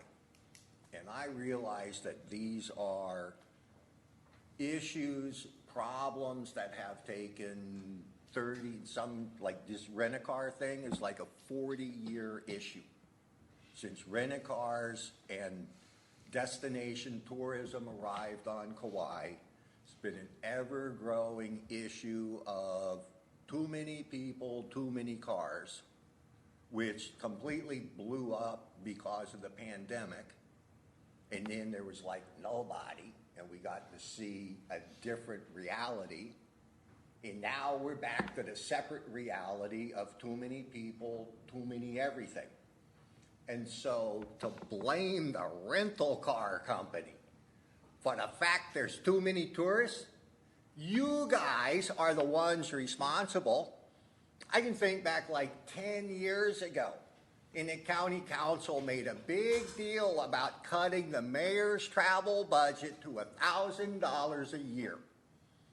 So we have the ex-mayor here. He's traveled all over the world.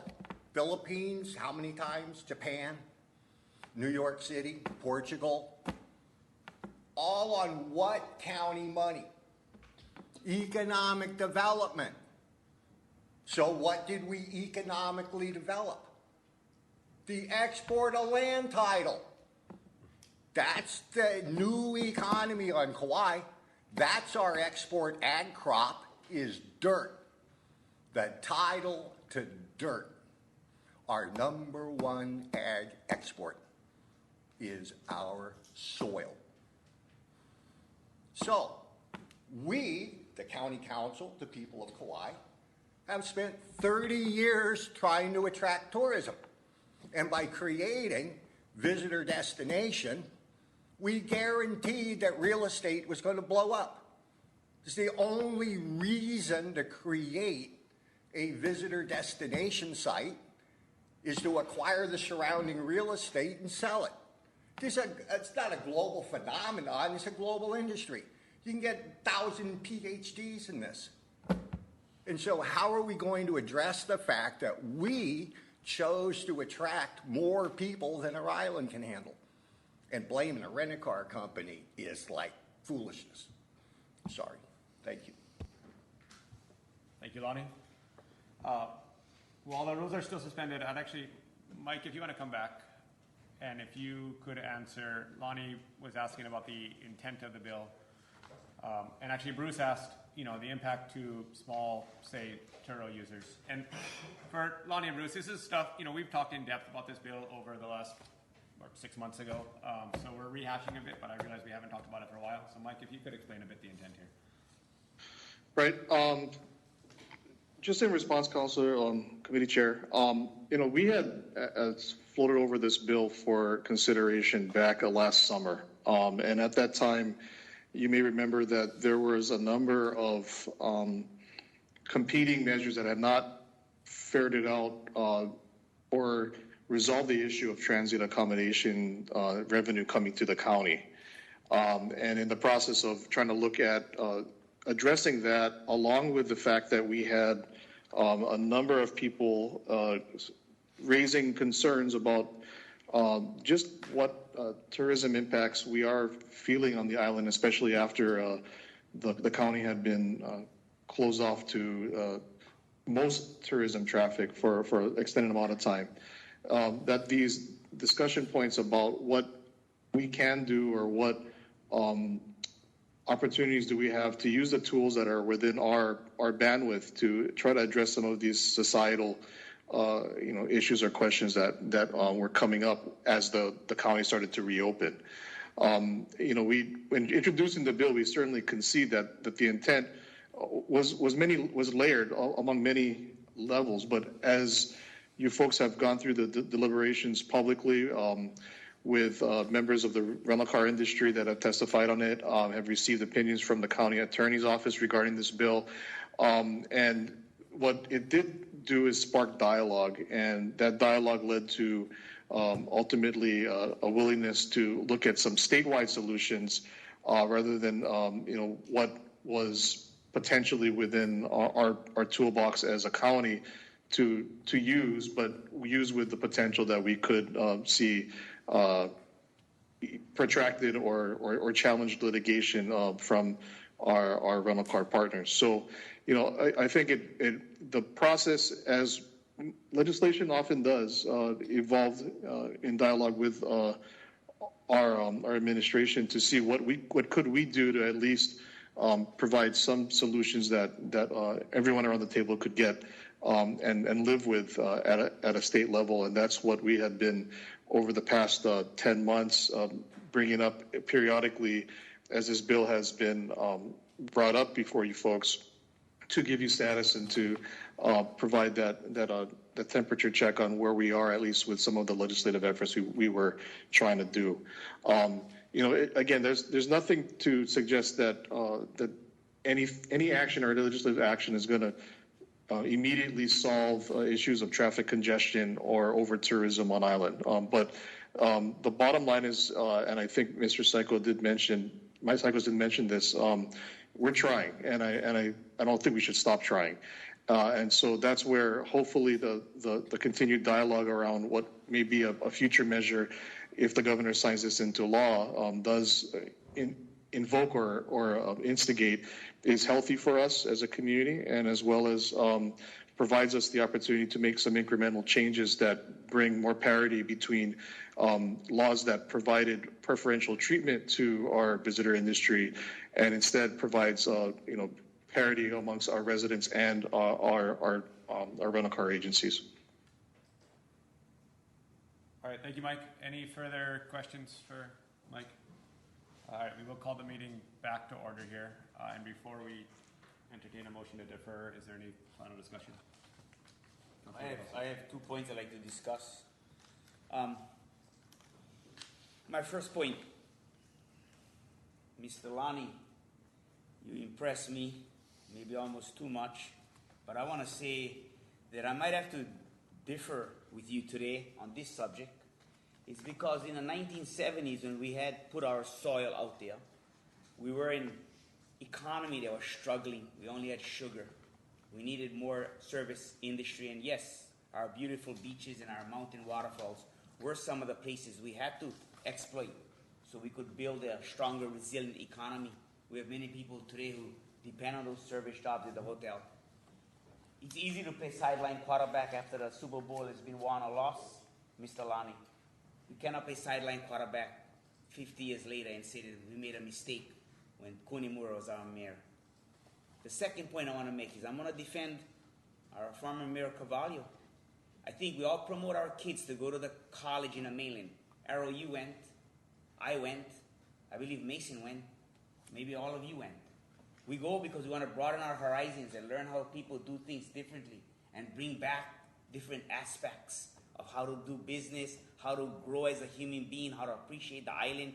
I believe our mayor went to the different destinations, not only for a vacation, but to learn how different countries run their government, to learn how we deal with solid waste, how we deal with tourism, how we deal with ag, how we deal with traditions. So I'm sorry, Lonnie, if I disagree with you on this subject, but I think you needed to hear it. Thank you very much. That's all I get to say. Further discussion, members? All right, seeing none, if we could get a motion and a second to defer this item to the last committee meeting in July. I move to defer to the last committee meeting in July. Second. All those in favor of the motion, signify by saying aye.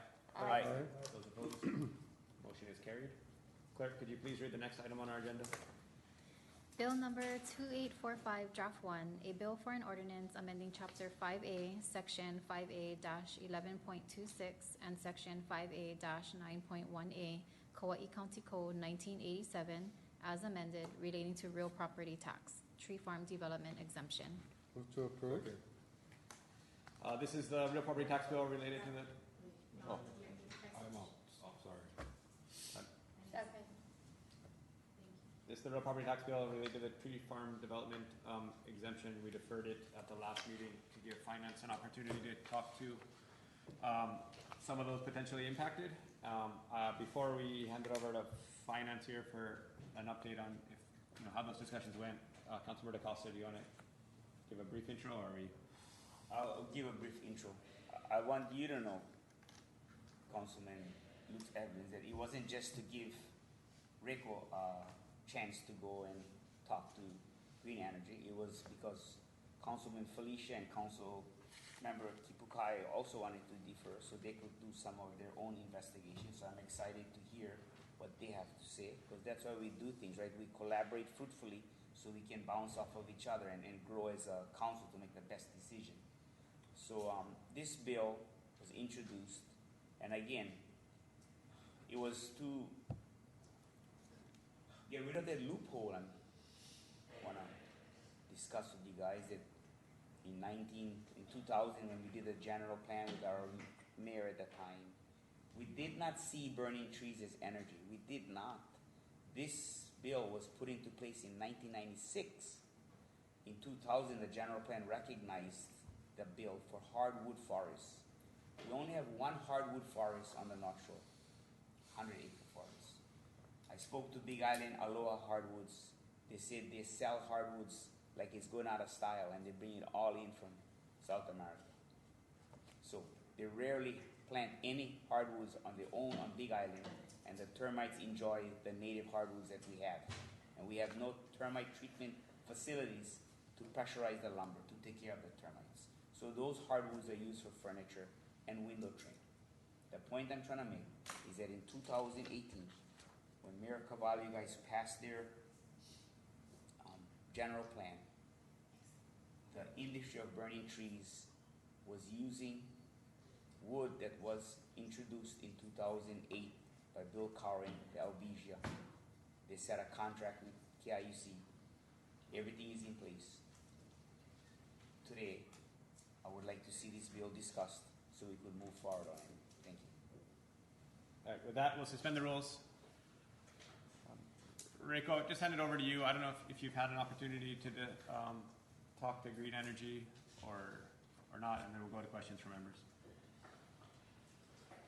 Yeah, sure. I think, so at the last committee meeting, the concern really revolved around green energy. So,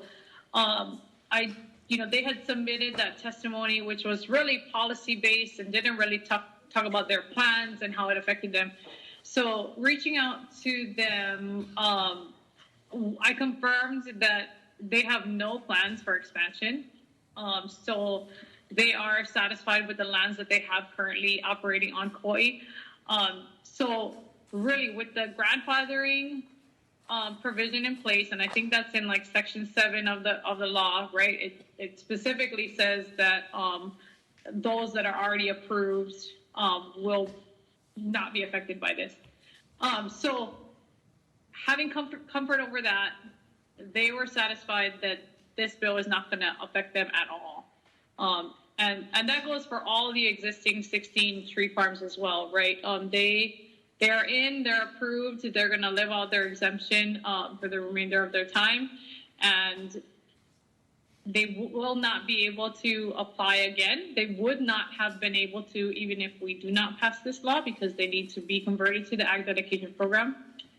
So I just want to make that clear that, there is the grandfathering provision in there. It does apply to all 16 current exemptions.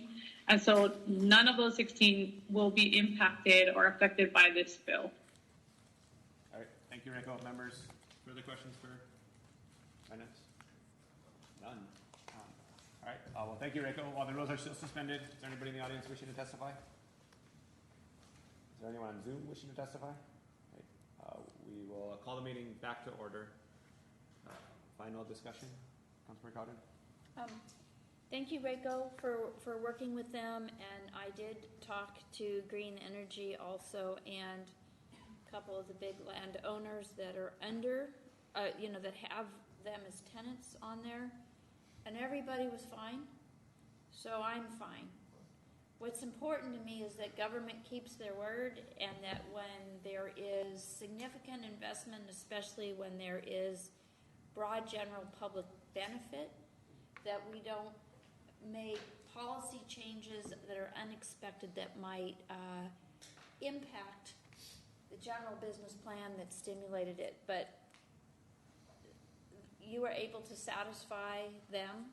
Everybody seemed fine. So I am willing now to move forward with this, and that we'll have confidence in our general ag dedication that we can make it work. And these other entities were fine with it also.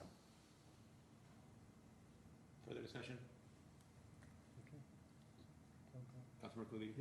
Yeah, I'll just say I did want more time for Green Energy and Finance to talk, so I wasn't able to talk to Green Energy, and I wasn't interested in talking to Green Energy.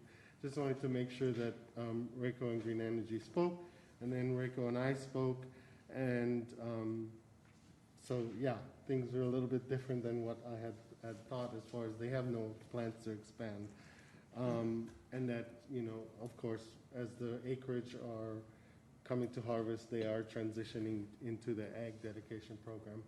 I'll just say that we all accept that the tree exemption was put in place initially to encourage a hardwood lumber industry, and that never happened, but I still think that was a right thing to do.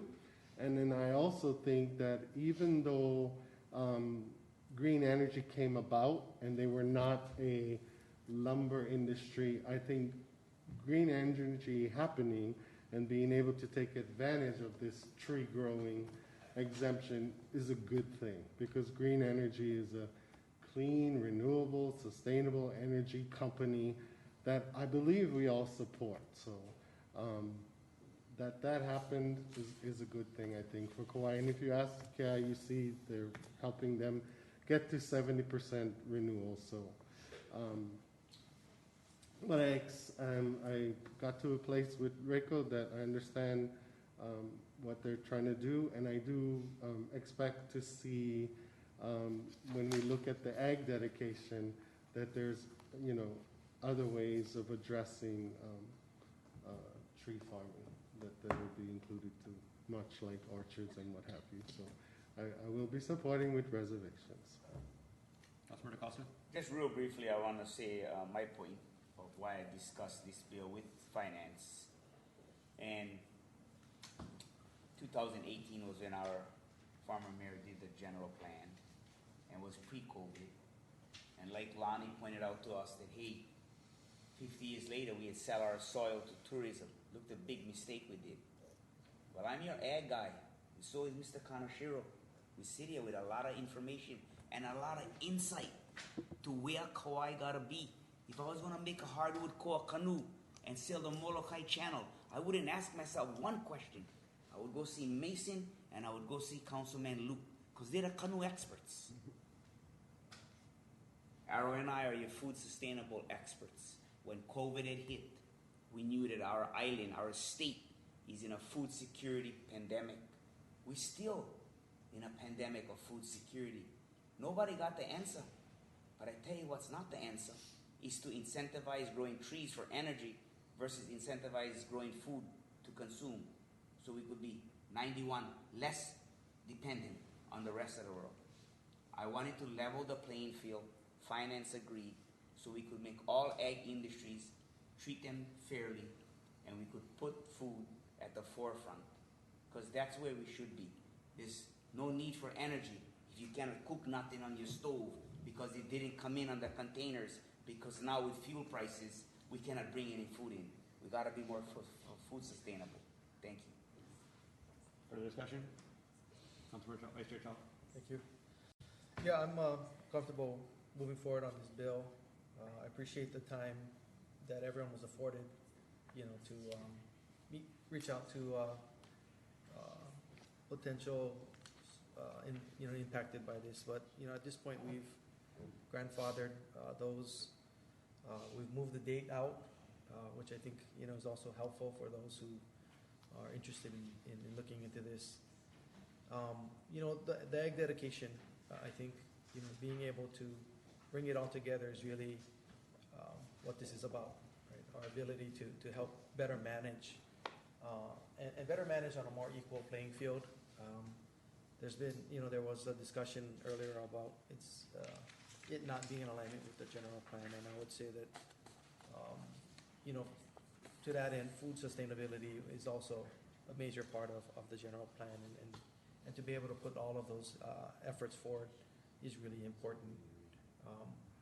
So I'm looking forward to how it is we can, incentivize and also help better manage with the ag dedication that's forthcoming. And for those reasons, I'll support this. Members, further discussion? All right, before we, Councilmember. Yeah, I just want to make one other point, and to be very clear, and I appreciate Vice Chair's comment about food sustainability. So food security and the growing of food is incredibly important to me. And if I had to choose between growing trees for food versus growing trees for energy, of course I would choose trees for food. But let's remember that we have hundreds, thousands of acres that used to be in the sugar industry, or used to be in pineapple, and now we have so much land that is sitting fallow. So yes, we have to support our farmers. We have to support all our farmers, whether they're growing vegetables or fruits, or things that take longer to grow or what have you. But I also think we can also support trees for energy, for green energy, sustainable. I just want to speak to the importance of being able to do a whole diversity of things, whether it's growing wood to make furniture, veneers, whatever, whether it's energy, whether it's food, and then if when you're saying what you're good at, well, I'm good at neighborhood food production. And neighborhood food production is another really big important component of how we feed ourselves, and it's how we have for a very long time.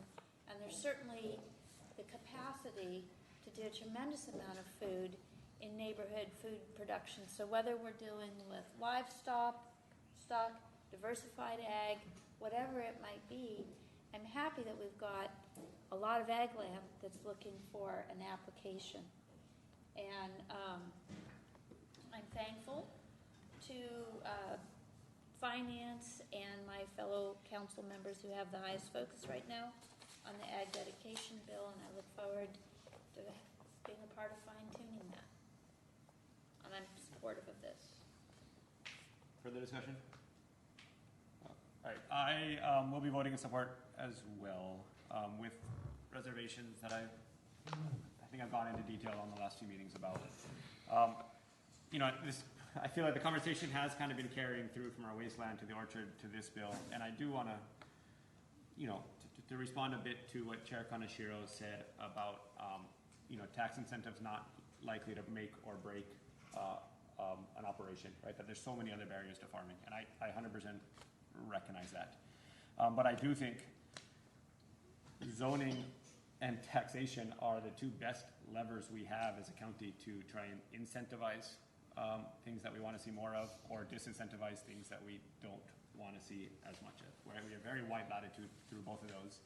And we do have a state land use law codified in different ways, you know, through our general plan and our own, you know, CZO, that really does place agriculture on its own special tier. Right? We have state land use districts, and I don't know, third of our island designated as agriculture, and this is areas that we want to ensure that agricultural uses can occur forever. And part of the way that we do that is through zoning, and part of the way that we do that is through property taxes. And I think the issue that we are seeing is that ag is struggling in so many different ways, and that so ultimately, you know, I think the reason I'm going to be supporting this is because I agree with the intent of Councilmember DaCosta and what's been stated before, and that we should not have tree farms getting zero taxes on prime agricultural land while food production has to compete at a higher level. But as I said at the last meeting, I do think that there is room in the future possibly to look at some increased exemption or possibly through the assessment process, something for marginal land, for there to be some increased benefits for tree farming on marginal land where other types of food production is not feasible or not occurring. Right? We want to just do everything that we can within our power to try and incentivize agricultural land on prime land and on marginal land. But that said, right, the ordinance that we have in front of us, or the current tree farm exemption, is flawed. It's not the mechanism to be doing that. We can look at it through other ways. So I really appreciate, you know, the level of dialogue we've had over the last however many meetings. I appreciate Councilmember DaCosta's work in bringing this to our attention. Really appreciate Finance in trying to simplify our property tax code, and you know, it gives them more ability to enforce the programs that we do have, and makes it simpler for farmers to figure out where to go if they're looking for exemptions. You know, and all that said, I do think that eventually ag dedication will be part of the solution here to incentivize more uses of agricultural land. So I'm looking forward to getting to that at some point here. All that said, final discussion. All right, we will take a roll call vote on the main motion. Councilmember Chop? Aye. Councilmember Caldin? Aye. Councilmember DaCosta? Aye. Councilmember Kuali'i? Aye with reservations. Committee Chair Ebsen? Aye. 5 ayes, the motion passes. Seeing no further business and hearing no objections, the Finance and Economic Development Committee meeting is now adjourned. I'd like to call to order Committee of the Whole. Let the record reflect that all members are present. First item on our agenda is the minutes of the April 20th, 2022 Committee of the Whole meeting. Move to approve. Second. Received no written testimony. Anyone in the audience wishing to testify on the minutes? Anyone on Zoom wishing to testify? Seeing none, any questions or discussion from the members? If not, all those in favor signify by saying aye. Aye. Aye. Aye. Those opposed? Motion carried. Next item is our agenda. On our agenda is the minutes of the fiscal year 2022-2023 departmental budget reviews. Move to approve. Second. I just want to say a big thank you to go out to our clerical team for typing those hours of budget review meetings. I don't think it's as long as some other past meetings, but it is a lot of work on our clerical staff, so thank you for that.